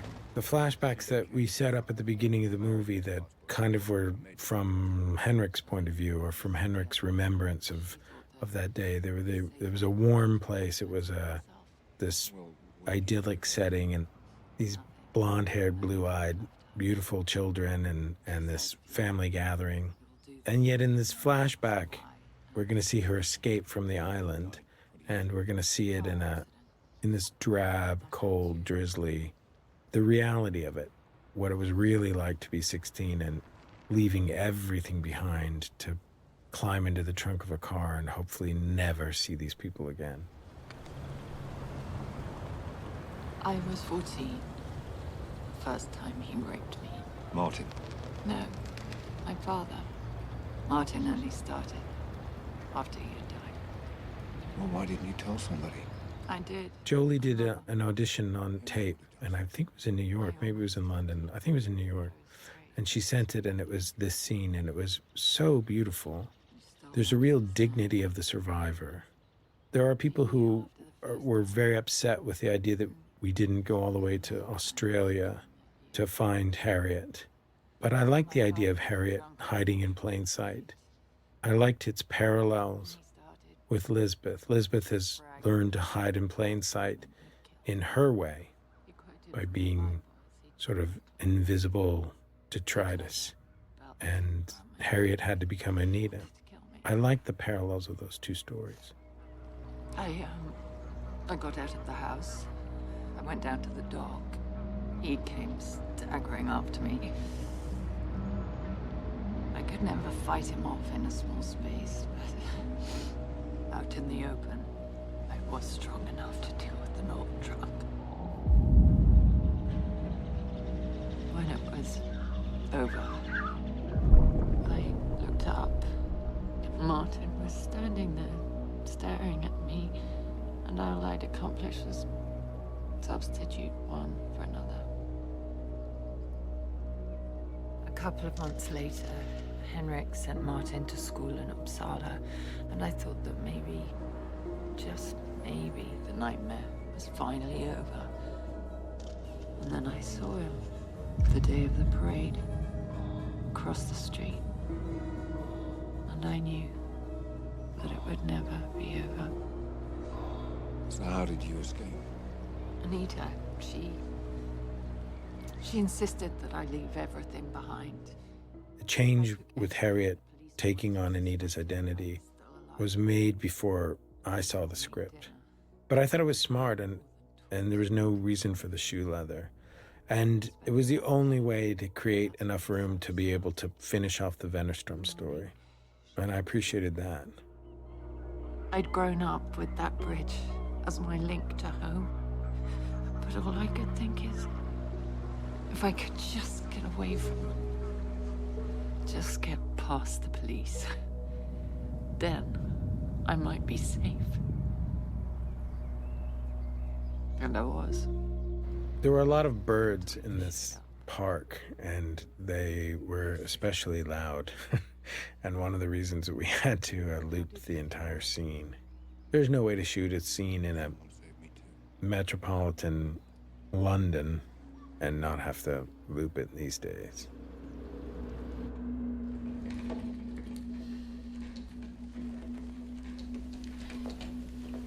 How are you feeling? I'm fine, thank you, Anna. I made you a promise. Whether you found anything or not. So, what do you have to tell me? I had this wonderful Christopher Plummer as Henrik, and he was going to be wheeled into this foyer, and he was going to see this woman that he hasn't seen in 40 years. And both actors, were very ready to wring out whatever emotion was going to be in this being reunited.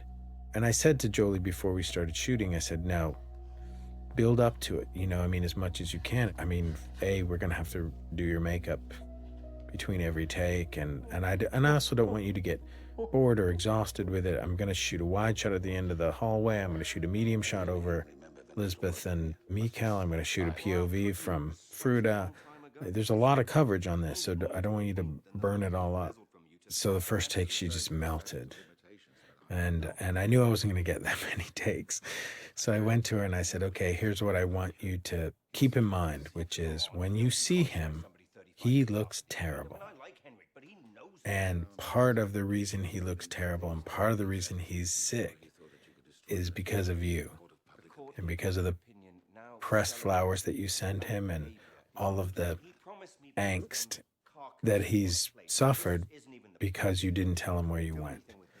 And so I want you to take that in, and that take is in the movie. It's when she turns to see him and she looks at him almost like, it can't be you. Can it possibly be you? And it was a lovely, one momentary gear shift before she gets into the waterworks. It was fake, which he easily proved in court.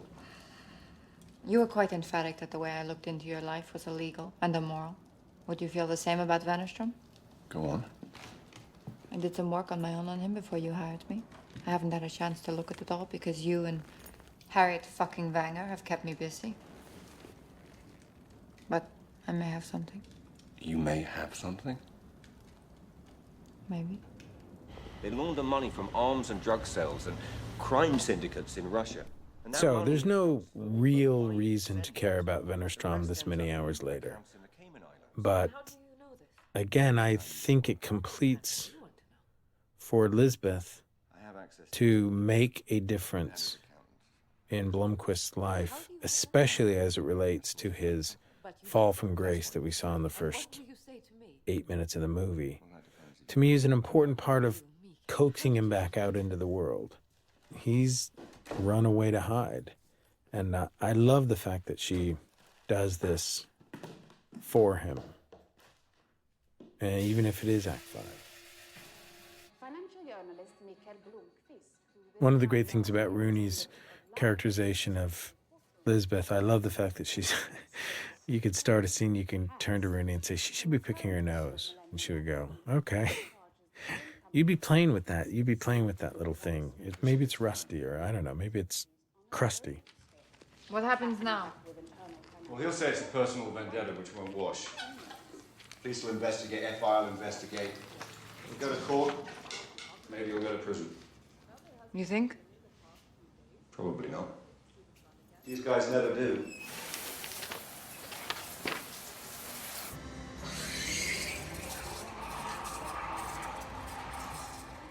This scene originally did the job that the scene in the bedroom where he brings the magazine in and throws it in, since now the shit hits the fan. Originally there was only this scene and we shot that little bridge and put it before this, but there's this wonderful moment where she tells him, I've been through your books, I know how much money you have, I need to borrow some money, and he thinks about it for a second and then he says, okay. Daniel really looks like the first person who's ever said to her, I totally trust you 1,000%, whatever it is you need. I felt that that was extremely important to the notion of coaxing her out of her shell. This so-called journalists are as ridiculous as they are untrue. I'll be seeing Mr. Blomqvist in court again, and I'm looking forward to it. What about his documentation? Fabricated. All of it. Securities fraud office isn't quite as certain as Mr. Wennerstrom. If even a fraction of what Mr. Blomqvist is alleging proves to be true, not only will there be a securities investigation, but an organized crime inquiry as well. Mr. Blomqvist names no sources. And we can't force him to. But we can... And now we get into something that's ostensibly a montage, you know, a music video. But I love Rooney's performance as Irene. I love the idea that she's made herself up to sort of look like Robin Wright in a slightly more drag queeny way.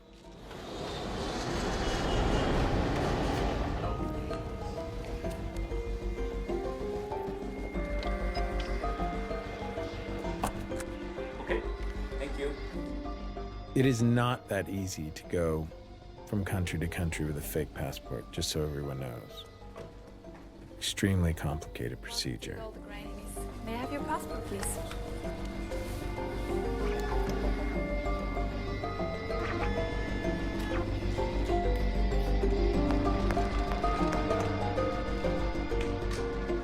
Well, by the time we got to shooting this, we had finished our first kind of bout of location photography in Sweden. We hadn't shot Stockholm, but we had shot all the sort of outlying areas, all the Vanger manor stuff, and we went off to Zurich to shoot this. And by the time we got to doing this, Rooney, who, you know, was completely comfortable in like print dresses and really feminine clothing, she had forsaken it all. And by the time we got her dressed as Irene and put her in all these situations, she was crawling out of her skin. She was so uncomfortable with the idea of playing this blonde bimbo. Thank you. I have a number of accounts at Bank of Kronfeld, Cayman Islands. I'd like to transfer those accounts and convert them to bonds. Naturally, you have the clearing codes. Naturally. I love this guy. He's like the Germanic version of Mike Ovitz. This will take some time. For which you will receive a 4% commission. I will. Then it won't be a waste of it. A Swedish tourist vacationing here in Barbados says he knows where fugitive financier Hans Erik Wennerstrom is, here in this Caribbean island's capital, Bridgetown. Police released this photo yesterday and say they believe it is the disgraced billionaire.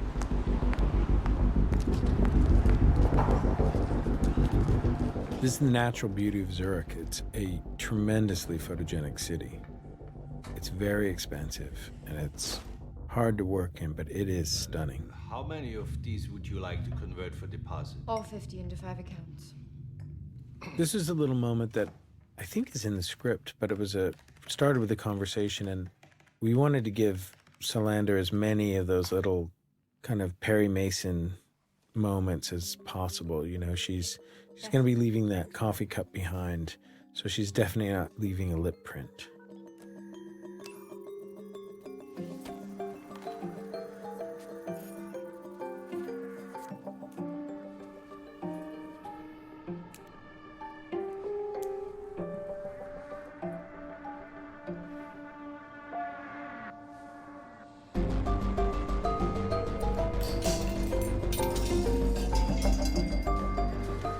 The wig continuity in this sequence leaves a little bit to be desired. The bangs tend to recede depending on what country she's in. And again, here's her only other sort of look of complacency or even the tiniest bit of a smile.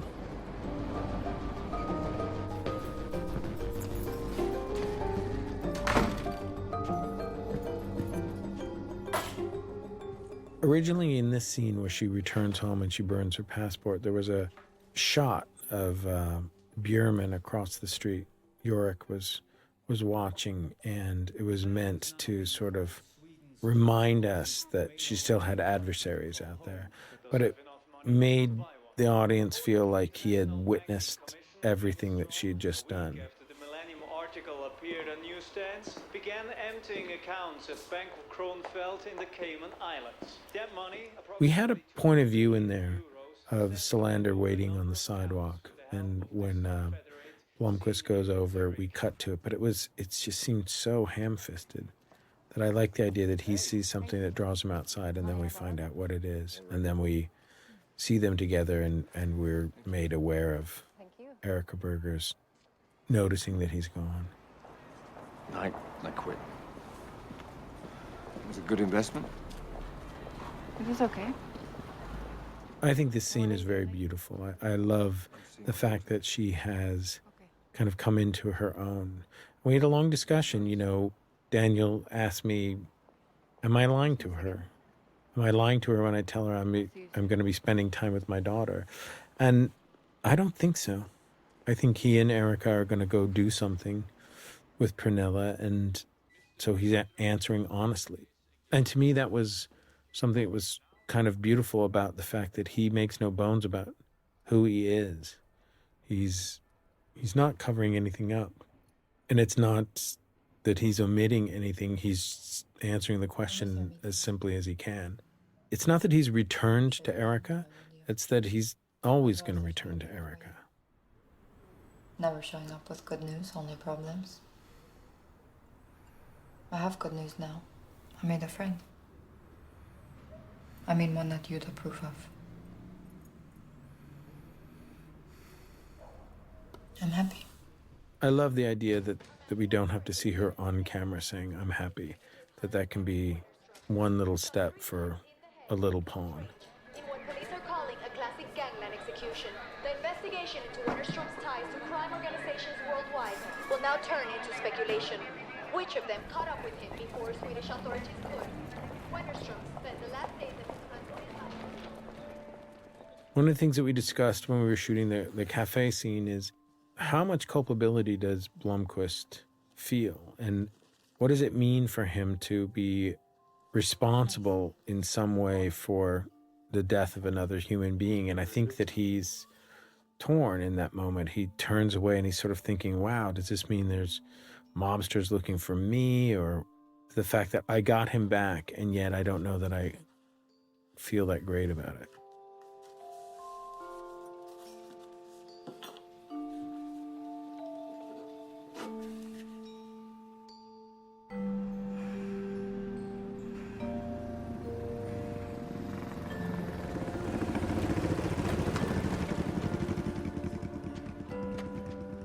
This was a neighborhood in Stockholm, right above Slussen, that was so photogenic.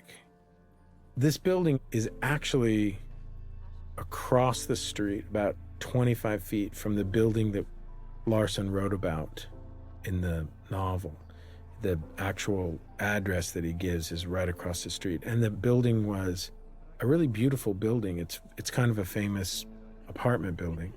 And we went, we saw it, and we were like, that's amazing, we should shoot here. And the next week, scaffolding went up, and they painted it bright orange. and I said, well, I really like the castle across the street that looks like the Dakota building. Let's shoot there.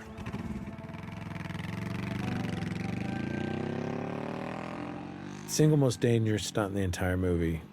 There's nothing like wetting down cobblestones and then turning to a stunt coordinator and say, okay, this motorcycle has to take off as quickly as possible and go straight downhill.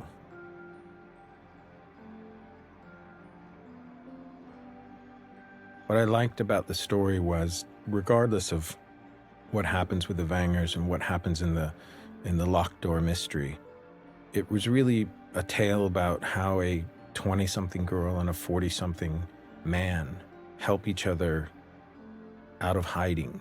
And that to me was the thing that we needed to support. And I felt that that was something that I hadn't seen. I hadn't seen people of this age group or these kinds of socioeconomic, intellectual, and emotional differences impact each other and find a way to sort of fit together. And that to me was always the thing that was strongest about Larsson. I feel like all the books are sort of talking about how men and women work together, how they partner. And they partner in very different ways. They partner sexually, they partner professionally, they partner as friends, they partner as helpmates and people to go through difficult times together. And that, I think, is the thing that, if there's a legacy that this book has, is it talks about that in a very modern and interesting way.